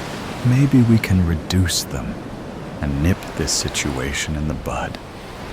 That tall dandy in the black duster and the stovepipe hat, that's Cack Bruder. He's wanted for killing a man in Stiffgate that he claimed dealt from the bottom. Let's send him back there. Drawing his gun, Sigh confronts Bruder at the faro table. Party's over. You've got a hanging to attend. Yours. The Tremaine brothers brandish Bowie knives. Van swings the shotgun in their direction. Really, children? Behave, boys, Jack says. Belly. Aker slowly rises. You gotta go through me to get him. Van points the shotgun at Belly. This'll go through you faster'n spoiled milk. Jack pulls his brother back into his chair. Turn your steam down, Boston. You shouldn't treat visitors who've come here to spend their money and join your celebration like this, Marshall. Is that why you're here, Jack? Sigh asks. It's not to rob the bank, steal some strumpet's pay, or gun somebody? No, and maybe. Jack replies, smirking. Well, there's going to be one less of you to do it, Sigh replies. Come on, Cack. Bruder raises his hands. You gonna help me out, Jack? We know a Jim Dandy lawyer in Stiffgate, Jack replies. Don't worry, Cac, Lon adds. If we can't free you legally, we'll blast you out as soon as we're through here. But don't worry. Any witness to your shootin' who gets a good look at Belly's gonna forget what he saw. Cy motions Cac toward the door. You're starting out on the wrong foot, Marshal. I was about to say the same thing, Jack. Lon turns to Jack as Cac is led away. We just lost our best shooter. That doesn't change what we came here to do. Van picks at his teeth with a toothpick. That was what you call a gourmet lunch. We ought to do that more often. As often as my wallet can take, Deputy. Tilting his head, Van asks, what in tarnation is that noise? Sounds like a drum beat. But the parade's not till later, Cy answers. The pair follow the sound, which leads them to the town hall. Painter is marching back and forth in front of the building, banging on an old drum. Druce exits the building. Shaking his fist at Painter, he rushes to the lawmen's side. Arrest him! Cy scratches his head. For what? Bad rhythm? Disturbing the peace. He's a menace. Since when did a drum become a dangerous weapon? Van questions. Just tell him to vamoose. I'm trying to close a deal to bring the railroad here, but he's ruining my chance. You mean our chance, right, Mayor? Cy asks. Do your job, or you'll be looking for another one. Druce huffs, retreating inside. Van whistles. Guess some folks is still fighting the war. Later that afternoon, Painter is plying his craft outside the Wild Weed Saloon. Try not to squirm, Pearl, Painter says to his subject. Why? This ain't no photograph. Painter looks at Pearl, then back at his painting, hoping the tough cook will be happy to see herself without the pockmarks and missing teeth that mar her coarse appearance. Passing by, Druce glances at the portrait, muttering, ugly as a mud fence. You say something, Your Majesty? Pearl asks, making a fist. Just how lovely you look. I can't believe they's holding a celebration for you. You four-flusher, Pearl says. Sounds like she knows you well. Painter comments. Several townspeople gather around the portrait to gawk at it as Pearl raises her voice. My husband, Maitland, rest his soul, fought off the Apaches to help bring this town into being. He don't get no parade, no fireworks, no banners. All you done, Druce, is claim his accomplishments for your own, while keeping your hand in the town's treasury till. The spectators glare at Druce, who smiles sheepishly. Jack and Lon join the crowd, throwing their arms around Druce. Howdy, Mayor, Jack says, smirking. Yeah, remember us? Lon asks, running his finger down his scar. Druce breaks away from them, bumping into Cy. These scallywags are causing trouble, he gasps. We're just two slightly lubricated visitors, admiring the work of an artiste, Lon comments. Druce backs further away, his unblinking stare still riveted on the acres. You know those two yahoos? Cy asks.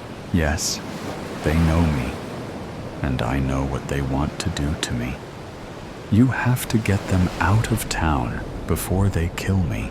He's been sampling the spiked punch, Lon says. They haven't done anything, Cy notes. Not yet.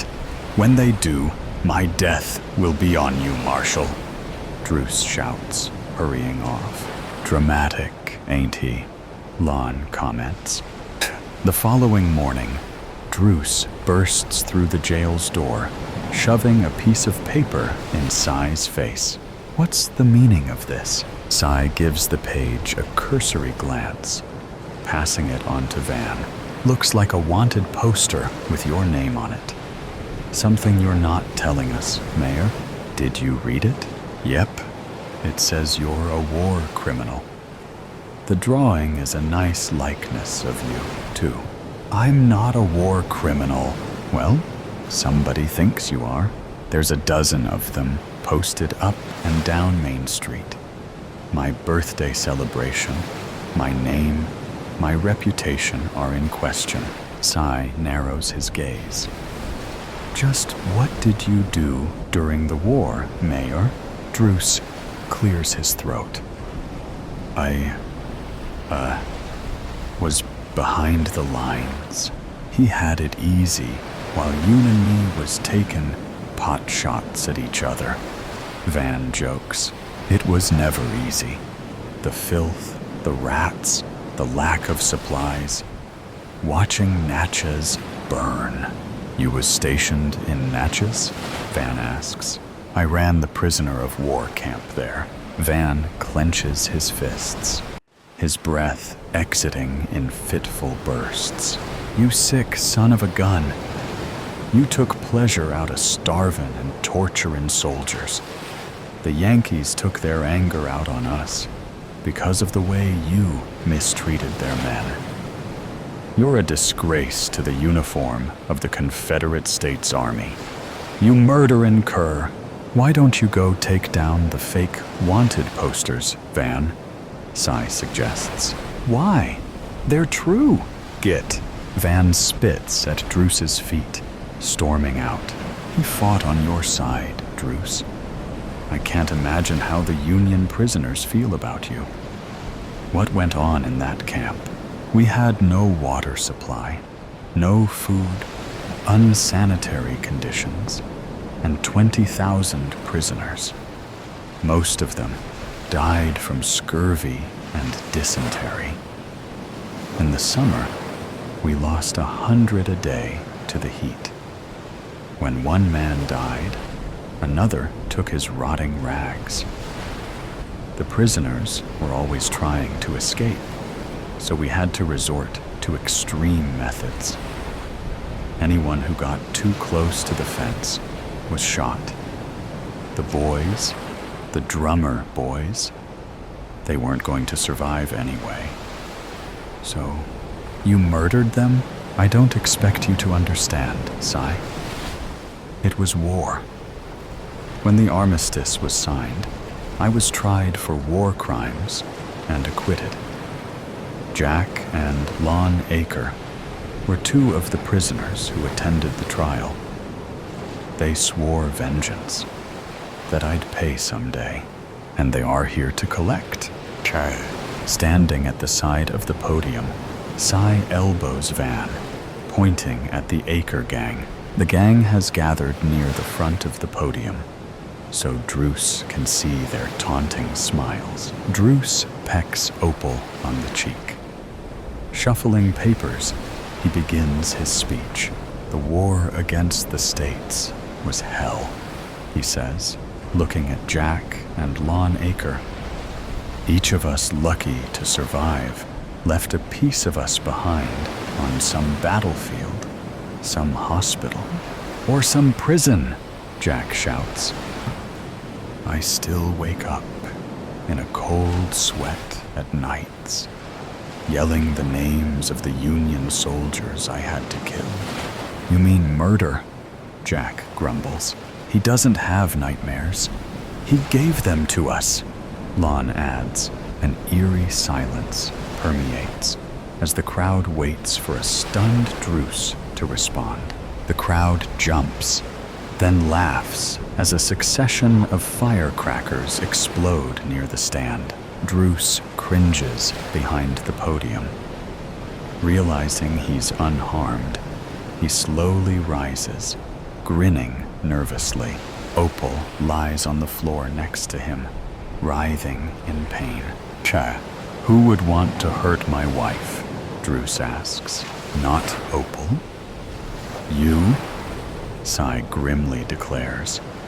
She was lucky, though. The bullet passed right through her arm. You think they were aiming for me after what you told me? Yep. We found a rifle across the street in a second-floor room of the hotel. It's a standard Henry rifle used by soldiers. It could be owned by any one of us, including the Akers. I remember seeing Aker and his boys. They were standing in front of us, Druce says. Looks like you got more enemies than we thought, Mayor. Chad.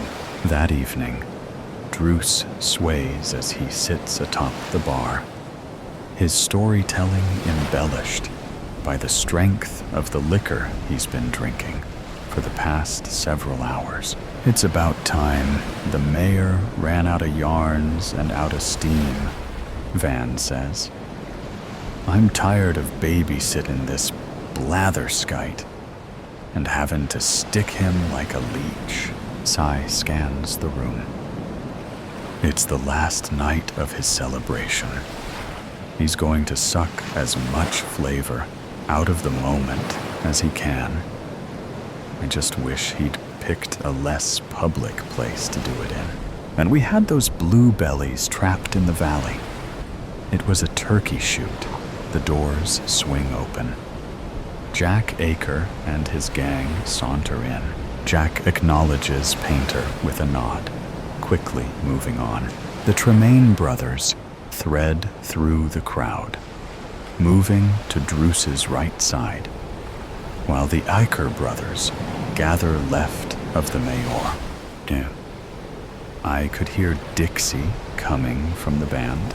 How could you hear it above the screams of the prisoners you tortured? Lon asks. Oh, he could, brother, Jack says.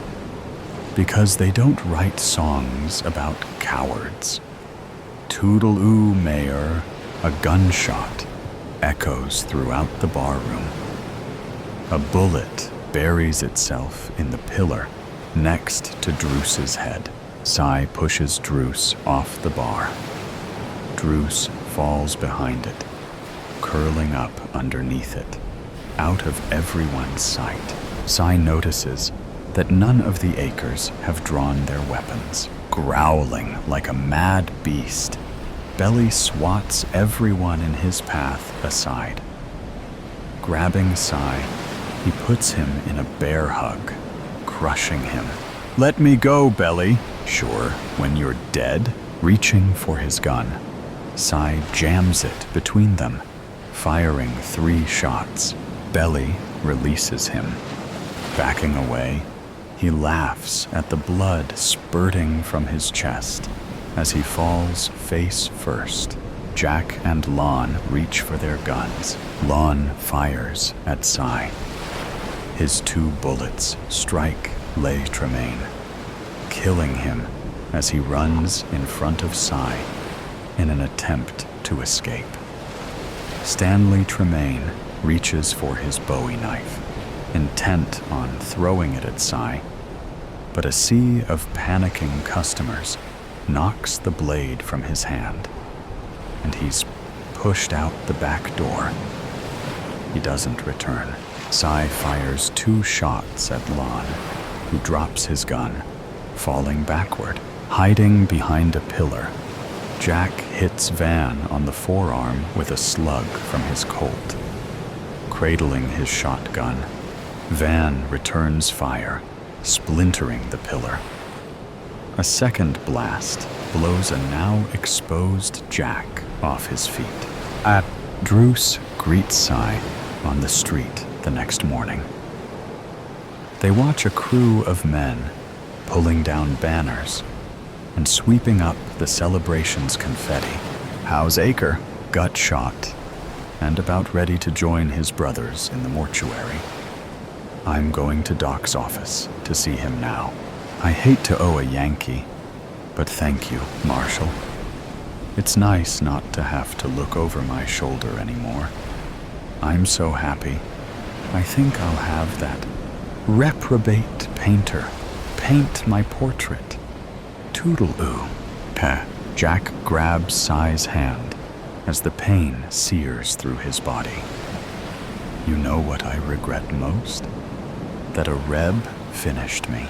You carried the pain of being in Ottentail's prison for 10 years. Why try to kill Druce now, Jack? We were paid to create a ruckus during the mayor's speech. The man who hired us decided he was going to kill Ottentail. He shot Ottentail's wife by mistake. Then he wanted to kill Ottentail while he was drunk in the saloon. He missed again. Everybody, including you, thought me or one of my brothers had pulled the trigger, so Belly decided to act first. He should have left the killing to us. Who hired you? Jack wheezes heavily. A broken man. He was a prisoner with Lon and me in Natchez. He was a clean-cut, handsome kid, a drummer boy during the war, never even shot a gun. I almost didn't recognize him when he rode into our camp last year, all thin and grizzled. Ottentail had made an example of him, whipped him, stuck a hot poker in his eye, and left him for dead. The Rebs buried him alive outside of the camp. He dug his way out and crawled back to the Union line. The loud report of a shotgun blast sounds in the street. Opal's scream sends Sai scrambling to the window. Help! Painter just shot my husband.